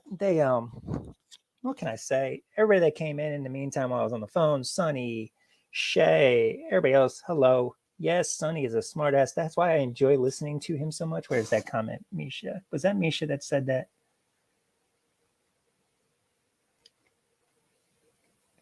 Who was that? Where is it? Man, I fell that far behind. That's why I like watching Sonny.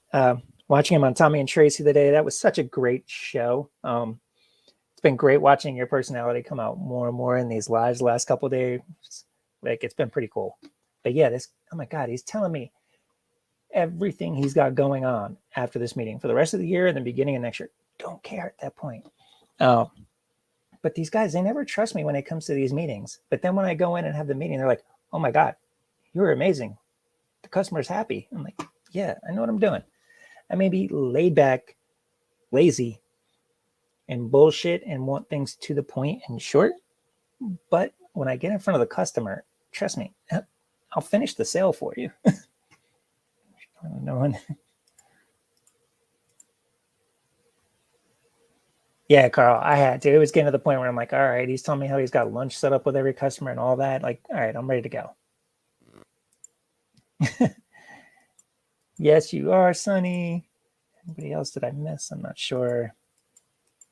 Or just his co-pilot while he was driving to the next client. I think so, Chuck. I mean, Leroy. We do have a big meeting tomorrow. We're meeting with his biggest customer, which is the third largest school district in Pennsylvania. They've been a client of ours for years. I've done work with them for years. It's this big annual year in review type meeting with them, and where we want to go in the future and where they want to go involves the program I work on, which we've done with them already, but there's a new version. They want upgrades. So we're going to talk about that. So he's just wanting to make sure everything is all set for that. We're ready to go. This guy's just a talker and overbearing and wants to check every little detail. But at that same point, I can understand why he is top 15, top 20 nationally in our company in gross profit. He puts in that work and he checks over every absolute little detail to make sure he's got everything right and set to make his sales. So I give him credit for that. But me, for how I am as a person, I wear thin. He just wanted someone to care. Big brother at the auction. What's going on, man? Thanks for stopping in. Don't know if you were here for any of that phone call lurking in the background, but it was pretty funny. I think I might do that in the future if I'm on these. Like, if I'm on a work call, I think I might just leave it off mute and let you guys laugh at what's going on. Like, Leroy, how many times have people stayed watching your lives when you're on mute and like this, and we can't even read your lips on what's going on? This was definitely more fun. Sorry, Leroy. I've all been on both sides of that phone call. No, we all have. And that's honestly, guys, that's where taking that off of mute made that phone call so much more fun, because I was just cracking up inside the whole time watching that. That was great. Derek, fundamentals aside, Austin, what's going on, man? How are you? How's your day been? You outsourcing today, or you listing? You just missed a very entertaining phone call. Oh, that was great, guys. I can't stop laughing at that. That definitely made my day. For real. I'm glad when you took yourself off mute. Time put on speakers so we can hear both sides. I might do that. That might be entertaining. I might have to do that, especially when it's one of the ones I really don't like, because then I could be like, see, this is the bullshit I'm dealing with. And there's a couple of them where you'd be like, oh my God, you have to work with that person. Derek is the CEO for Booty Wipes. Yes, Booty Wipes has been promoted today, Derek. I made sure everybody know while I was on my phone call, we had it going on the ticker. Leroy has the Booty Wipes. Not sourcing again till next year. Okay. I get that. Get that totally. Oh, that might be fun next time. Oh, I think I might do that, Evan. I definitely might. That would be entertaining. Should have had this live earlier today when we were on our conference call with that customer, and I'm just sitting there like this. Only problem is, like, we had to have our camera on, so I couldn't really truly be like, because they would have seen that. Like, I was just bored out of my mind, like so bored. My national boss, since I'm considered a national employee, he's in. He says he's not, but he's a super micromanager. If he's in any meeting, he has to run the meeting. He has to take control. He has to, do the meeting, which is cool. I mean, he's the boss. That's what bosses do. But it's sometimes, it just makes the person that does the work just sit there like, why am I here? And that's how I get. It's a hard balance between business and being friendly. I'm either, depending on my mood. Yeah, it's so true. It's definitely a hard balance.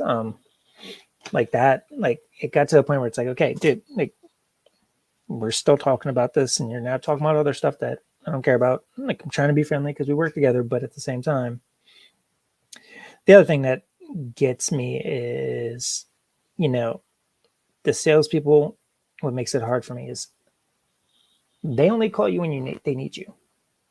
I think last time I talked to this person was in November, and before that was July. So I've talked to you 3 times since July. Yeah, and you just call me when you need me, and everything's 911, and you just keep double checking all my work to make sure I'm good to go. Well, maybe if we talked more often, you would know, like, I'm good, I'm solid. I got your stuff taken care of. My listings sitting around and have drafts ready for when I head to Idaho for New Year's Eve. That's awesome that you're getting stuff ready for that, Sonny. Over this weekend, I got some stuff ready to start taking pictures of. I plan on going on a listing spree starting Thursday. Through the end of the year, I will be on vacation. I keep saying that, from the 23rd to the 2nd. So I'll be doing quite a bit of lives, kept those hours for sure. And getting some listings up and really getting 2022 off on a good start for eBay. I feel like I really need to set myself up to start this year for success. And that's going to start on the vacation. Like, I have a lot I need to do. So, all right, a couple emails. And that is basketball practice starting on Wednesday night. That's awesome. Do I think any of my jump skills have helped reselling any, or vice versa?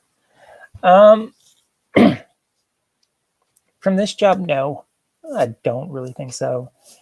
I have worked in retail for many years. When I was younger, I probably spent anywhere from 10 to 15 years working in retail. So obviously customer service with that.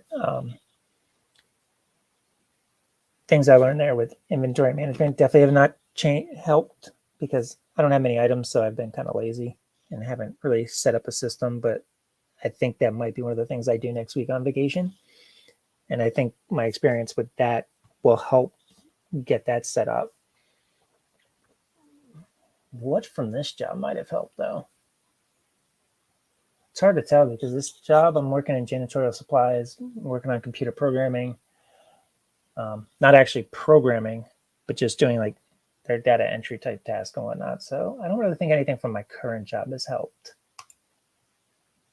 I like doing prep for listing. It's working well for me. Separate prep and final listing.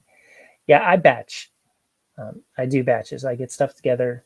I take my pictures, and then I go back and just have my pile and start going through item by item, doing the research.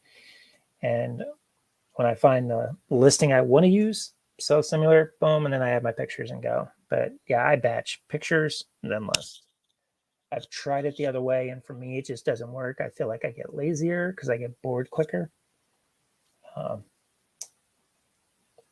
I feel like if I have a pile of stuff that I have to photograph, I know I have to get that pile finished.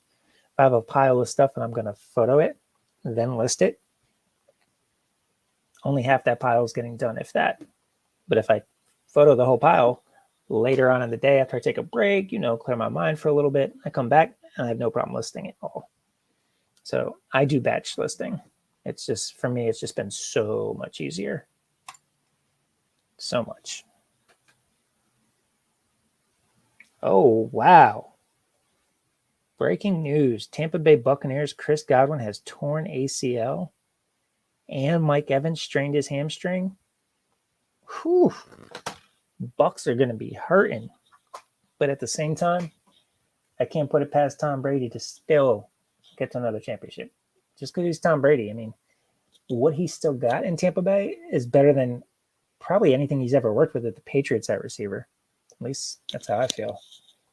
Patriots, he never had a ton of receivers to work with. In Tampa, he's still going to have Gronk. So that'll be interesting to see what happens with Tampa. But Godwin, ooh, that's a big loss right there. Big. It's going to be a hard one to overcome. We need to get Antonio Brown back on that field. All right. So what's everyone up to right now? Everyone being a little productive today or getting much done? And I can't believe it's been almost 2.5 hours online already. Yeah. This is definitely my longest live by far.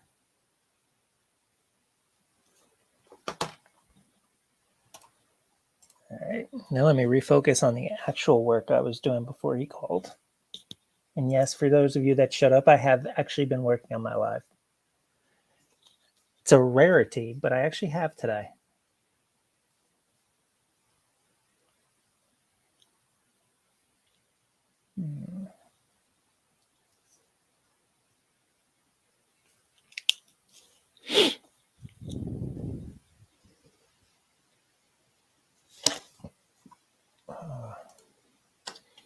Because with me going on vacation in a couple of days, that means there are so many loose ends I need to tie up.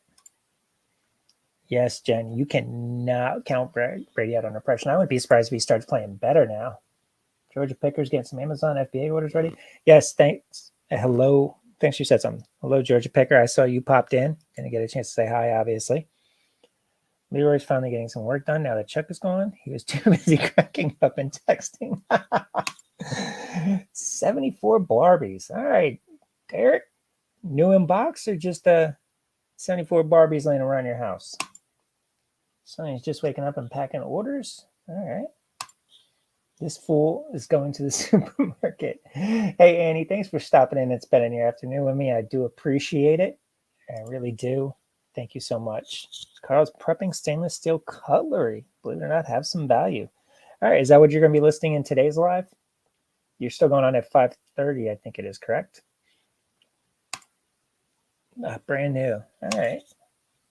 And we're all those all clearance, Derek, or you got a supplier for that? That's a 74. That's a lot of Barbies. Or was that like an estate sale? If it wasn't a recent video, pardon me. I am very behind on my pre-records. My watch later list is about to explode. There's so much stuff in it.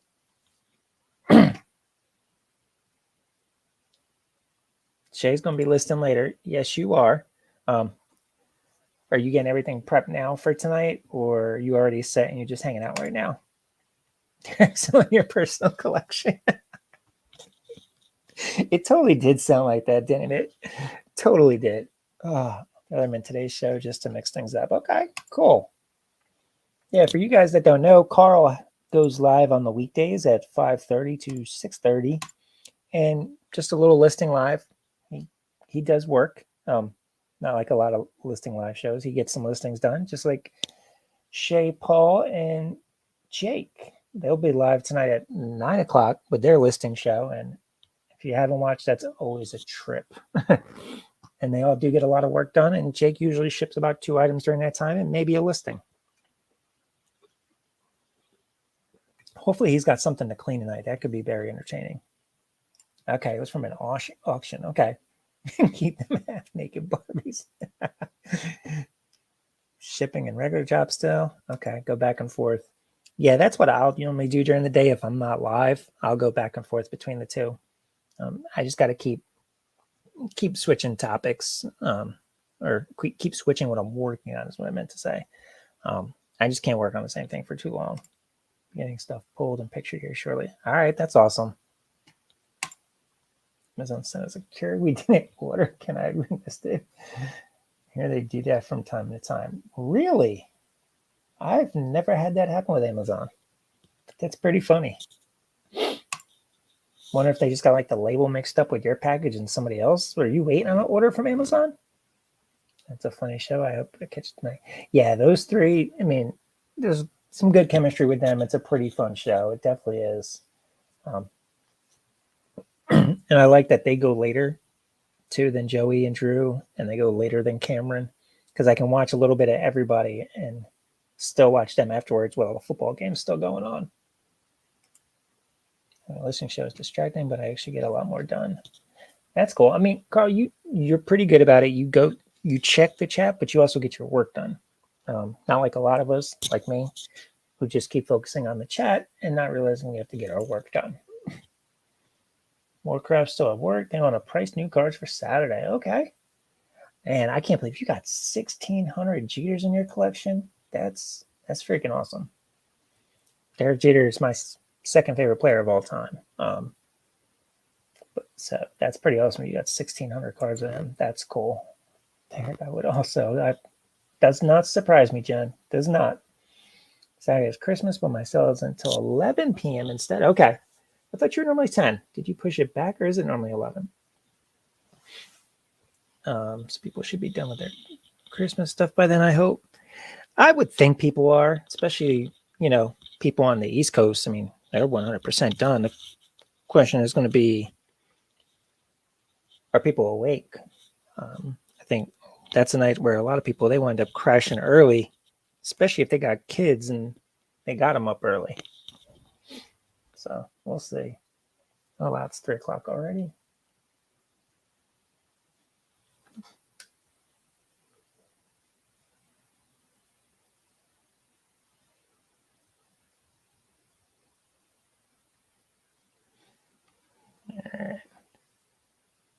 All right. Ain't none of these kids home yet. Good. Heard the door slamming upstairs and thought maybe one of the kids or my wife was home already. But it's obviously just my mother-in-law. Victoria's waiting for bubble wrap. My community of buy nothing, give stuff away. They get from Amazon. They didn't order. Oh. Okay.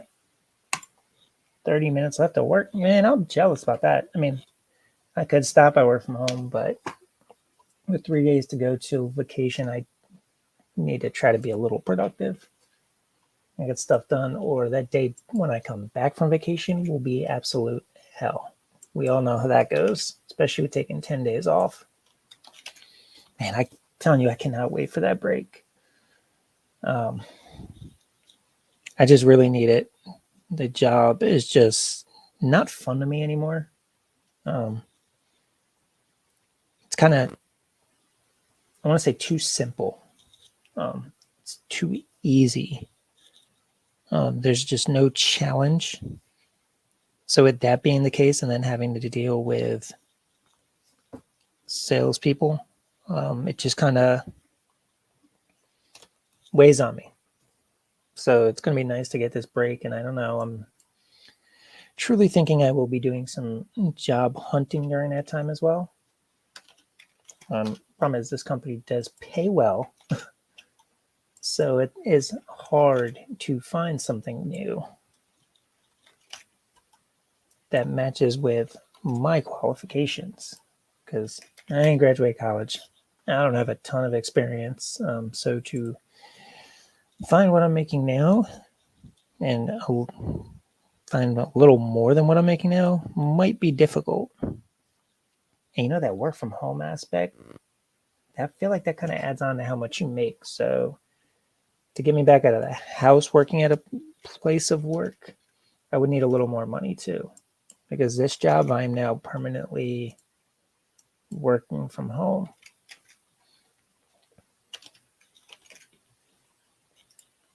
Don't wait to burn out like I did. Not healthy. Yeah, I'm sure. I'd rather sit home and sell cards, but I don't have enough subs to have that be a reality. Yeah, I know what you mean, man. I would love to. I mean, I am work from home, but to do reselling or something like this full time, but that is just not going to be my reality. I've kind of reserved myself to that fact, but I think I can make a nice additional income with it. And one of the things that's shown me that is these kids and how much they get hurt. Oh my God, how much we spend in health insurance and on copays and all of that. I think maybe if they were older, it could be a little easier for me to do. Because, yeah, my wife's job, she is a teacher's aide, so it's not like there's two large incomes. So it'd be kind of hard to do that. Hey, Jen, I appreciate you hanging out all day. That was great. I do appreciate it. I will catch you on the next one. Have fun at the post office. And I'm sure I'll be seeing you tonight. The weird guy who kind of hated working from home, 100%. See, I have always said at my job, like I could easily do my job from home. And always got pushed back on that. People always said, oh, no, you can't. How do we know you're going to get stuff done? Yeah. But I'm like, the job is so easy. Like I've always felt that way that I'm like, I can do this from home. I don't need to be here all day because honestly, I'd be at work doing this same thing. Maybe not live, but I'd be watching lives. I was always watching YouTube or other stuff. And because I would get my work done and then I'm just sitting there. So to me, if I'm getting my work done, I'd rather just do what I want to do while I'm home. Get some other stuff done, be a little more productive. Ooh, more breaking news. Lawrence Taylor, one of my favorite NFL players ever. I mean, dude was great. After NFL, dude's been a shit show, and that's what happened again. Lawrence Taylor charged with failing to report new address. And because he's a registered sex offender, that is a felony charge in Florida. All because he didn't alert the authorities that his address changed. What a freaking idiot. What an idiot. Vintage Philly, PA. What's going on? How are you? Thanks for stopping in. Carl, selling on eBay is a hell of a lot easier than programming, but I'm much happier, at least for now. I'm sure.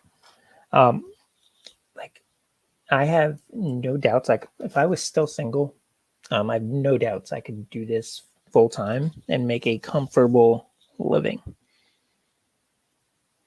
Because it's fun. It's a lot of fun. It really is. But I wouldn't change anything on how it is now for me. I am happy with the family life and all that. Not you too much after 6 p.m. I rent the apartment next to me for my business stuff. This is 9 to 5, like 6 to 6. But I have to turn reselling off after I leave for the day. Yeah, that's pretty smart, Greg. It really is. I'm not on YouTube a ton at night. I try to, if I'm on, it's usually later, like after like 9:30, after kids go to bed, after my wife's in the other room watching Hallmark.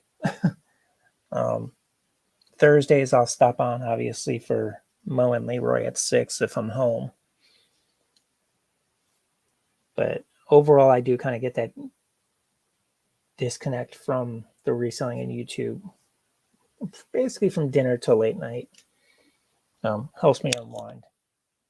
But if I was full-time, I would definitely also need something like that where it's separated. Because if it's not, I feel like it probably would consume your whole life, especially with the YouTube aspect. Can be wrong. I mean, if any of you are full-time and have an opinion on that, feel free to chime in. But that's just what I personally think.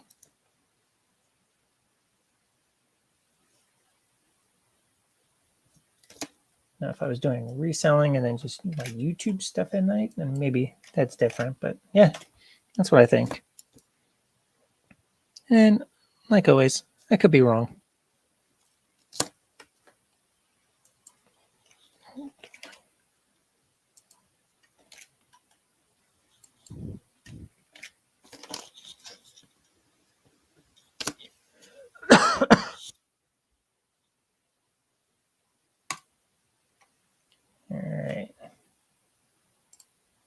is going to want.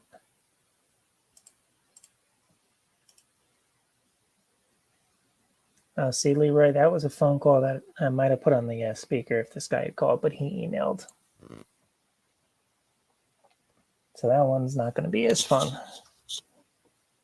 But knowing him, he'll probably call me in like 2 minutes to tell me he emailed me.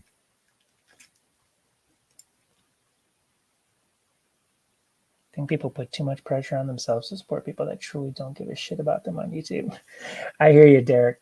I do. I don't remember if you were in AR's live yesterday, but we had some good talks going on between the chat and AR, and even just the chat about topics like that. It was a really good show yesterday afternoon, and I totally do agree with that. In the beginning, I was kind of the same way. I was like, oh man, I got to go support this person. I got to go watch them. Now, if I'm there, I'm there. If I'm not, I'm not. It's the tube. The tube's the tube. It is what it is. It's a lot of fun. Enjoy all you guys, talking to all you guys, but at the same time, it's the tube. You have to put it where it fits in your life. And at the end of the day, I guess I kind of look at it as, who are we going to know? Who are we going to spend time with? There's people that I've learned a lot from, and kind of like mentors a little bit in it. Those people I talk to regularly. Some, you got a good online friendship with. You hope to meet one day, but at the same time, it's an online friendship. And I feel like those are always in a different spot than a full real life friendship. But I understand too on YouTube with a lot of the full-time resellers, you're kind of in a bubble. Like, I understand it with having to work from home. A lot of times it's just you, and you need that social connect. But you've got to find the right place for it. There's a lot of people I've learned that are very fake and not the same person I thought I was getting to know. And everybody's got their best interests in their mind. That's what it seems like. Miss most of the night events, but everyone's different. I hear you, Greg. I kind of like the light ones a little bit because it's not always just reselling. And that's what I like about some of the shows. They don't talk just reselling. You do learn very fast. The amount I've learned about even YouTube over the last year is crazy. About the people on YouTube, and including myself. I mean, we're all not much different. We get stuff done, sometimes get educated. Today I'll pop in and out, but do have my faves on YouTube. There's just so many hours in the day. That is so true, Victoria. There are only so many hours. Maybe look at yourself as yourself. Yep. So when people throughout YouTube, you can focus on you and your business. Yep, exactly. I make lots of thrifting friends to get their real life social. Yeah, you need that, and I can understand this totally with, like, especially with full-time resellers. Like, you do need some of that, and this does help with that. Leroy, yeah, none of us are fake. Nobody's fake. Yep, man, Evan, you're still here? Thanks for sticking around so much, man. I appreciate that. Yeah. Yeah, we had a lot of, if any of you have not watched AR Edwards, check him out. Like, he's got a video up from yesterday. There were some good conversations going on live. He had his first live, which was pretty entertaining. There's a lot of real talk going on. I know Derek, he loves that real talk. Actually,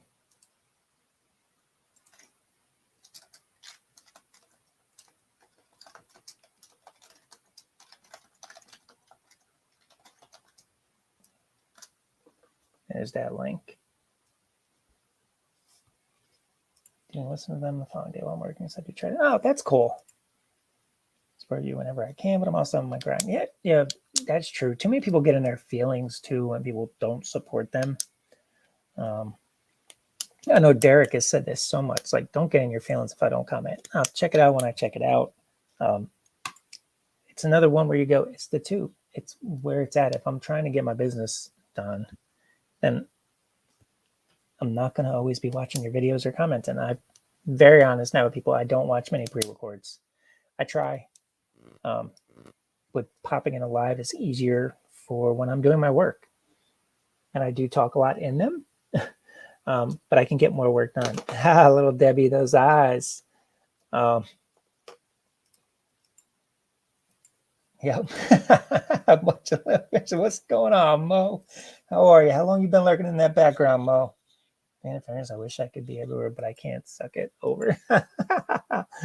Yeah, guys, it's just, I don't know. I guess after a year on YouTube now, I've noticed a lot of things. And at some point, you just got to keep things a little realer. And just in AR's chat yesterday, I was kind of a little more forthcoming, like not necessarily in like about myself, but a little more honest with my feelings about certain topics. And it was funny. It was funny. Like Misha, if she's still here, she'll tell you. She couldn't even eat her lunch. She kept spitting her lunch out because I was making her laugh so hard with how honest I was being.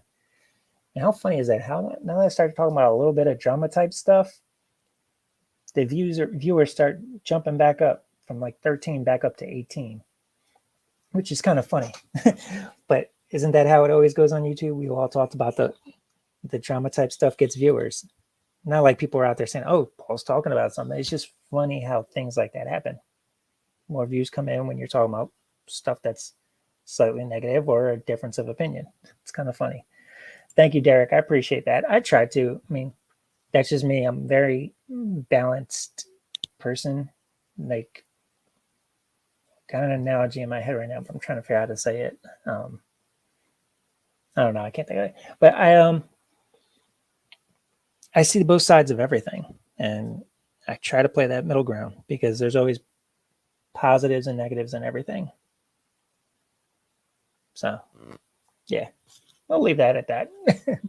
I'm drawing blanks now. Not really wanting to go on that topic again, but I'm sure I will at some point for sure. But yeah, it was funny yesterday. That was the point I was making, though. I was very honest about a couple of things, and it was funny. It was. We were cracking up because they were like, I was just laughing like, man, Paul just saying it. We were talking about auctions. We were talking about everything. It was entertaining. Yeah, drama totally works. It does.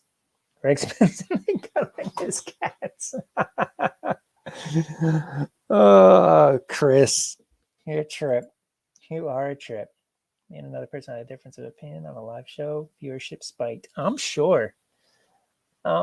It's just like when people get upset and they don't like something you say and they go and unsub, right? Or they stop talking to you in lives. And it happens. How many people we see that stop talking to you all of a sudden because they don't like something you say? It's funny.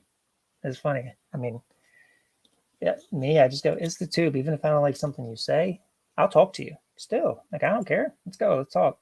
Like, and not anything about the topic. Like, I'll still be friendly with you, still have chats with you. Love everybody. Saying it with your chest. Yeah, Derek.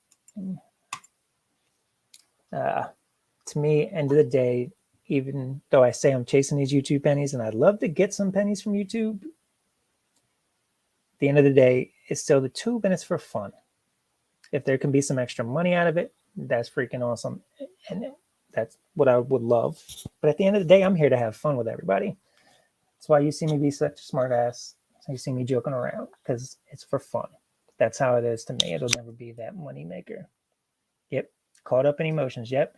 Now look at that, guys. We're back over 20 viewers now that I got on a topic like this. How funny is that? I love when people have difference of opinion. It's a chance to learn something new. 100%, Carl. I love that part of YouTube. I have learned so much. I have difference of opinions with a lot of people, even on reselling stuff, but I listen to it all and look at it all. Sometimes I'm going, you know what? That person might be right, or let me test that out and see if it works for me. Glamorous Closet, how are you? Glad you could stop by. Have you been lurking in the background for a little bit and just finally found a piece of the conversation you wanted to comment on? Appreciate you stopping in. It took me a long time to understand that some people take a difference of opinion personally. I never do. Yeah, some people do. I definitely don't. I may get caught in my feelings temporarily, but within a few minutes, I'm like, whatever, fuck it, back to normal. It's one of the things that's always been good about me is I don't stay mad about anything for long, even in my personal life, work life. Something could happen. 5 minutes later, I'm usually good.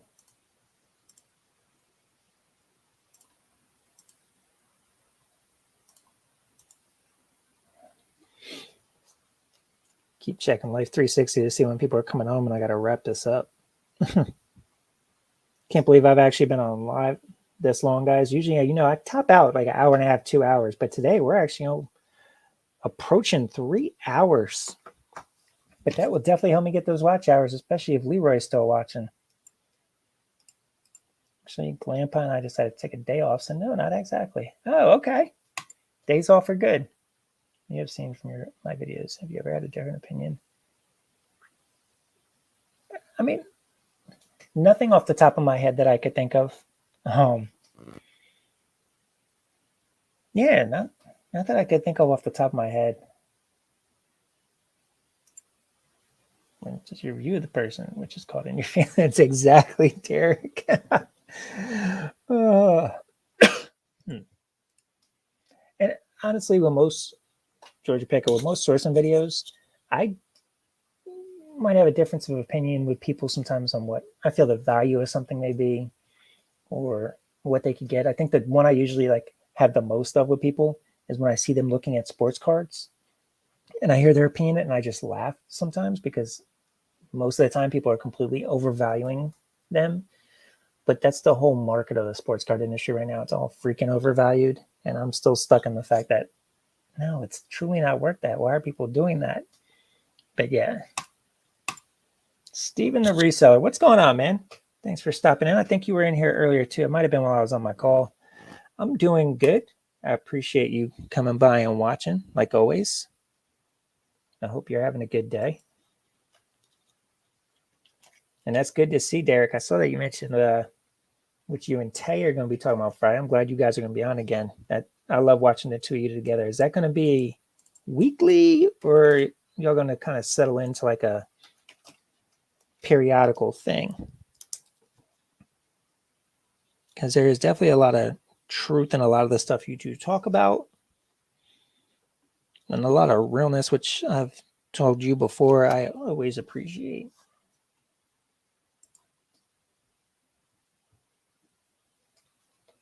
I hate when people don't comp and then put a huge value by gut. Yeah, I see that so much, Carl, with sports cards. People just know it's a hot item, so they feel like it's going to be good. Funny I talk about losing subs too. Today I've lost like 3 subs.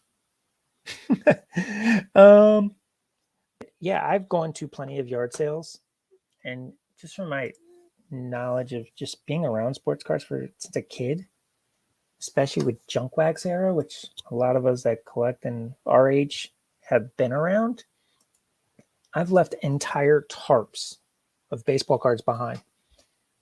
I'll look at them and I'll hear a price and just go, nah. Or even a low price. I'll look at it and go, no, too much work for not enough return. Like I can just look at it and go, that's just not worth it. That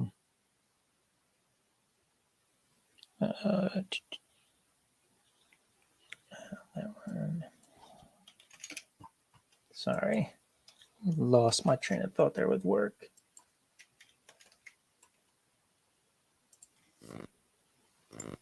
Bi-weekly or once a month. We had a special guest this week. That's awesome. Okay, cool. I think I've been real hard. Condition makes a huge impact on value. It definitely does. And I've noticed that too with a lot of yard sales and auctions and stuff like that. People don't look at that part. They just look at there's cards. I'm going to get something, not necessarily. Not necessarily. But then again, that's what the YouTube auctions are for. Somebody else will buy them up.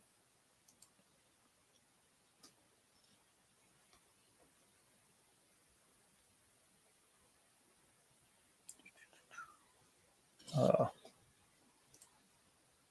right. So I think I am actually going to get out of here. The kids are on their way home now. And I have been on for just under 3 hours, which is a long time. You can probably hear it in my voice now, getting a little tired. So I am going to go. I appreciate everybody stopping in today. This has been awesome. 3 hours, and I think for most of it, I've had almost 20 people. And it's just awesome. I truly appreciate all the support, guys. Getting close to that 4K mark, about 1,000 hours away. So hopefully by January 1st, keep doing some of these longer lives to get there quicker. And I will talk to you all later. Thank you so much for the support. I appreciate it.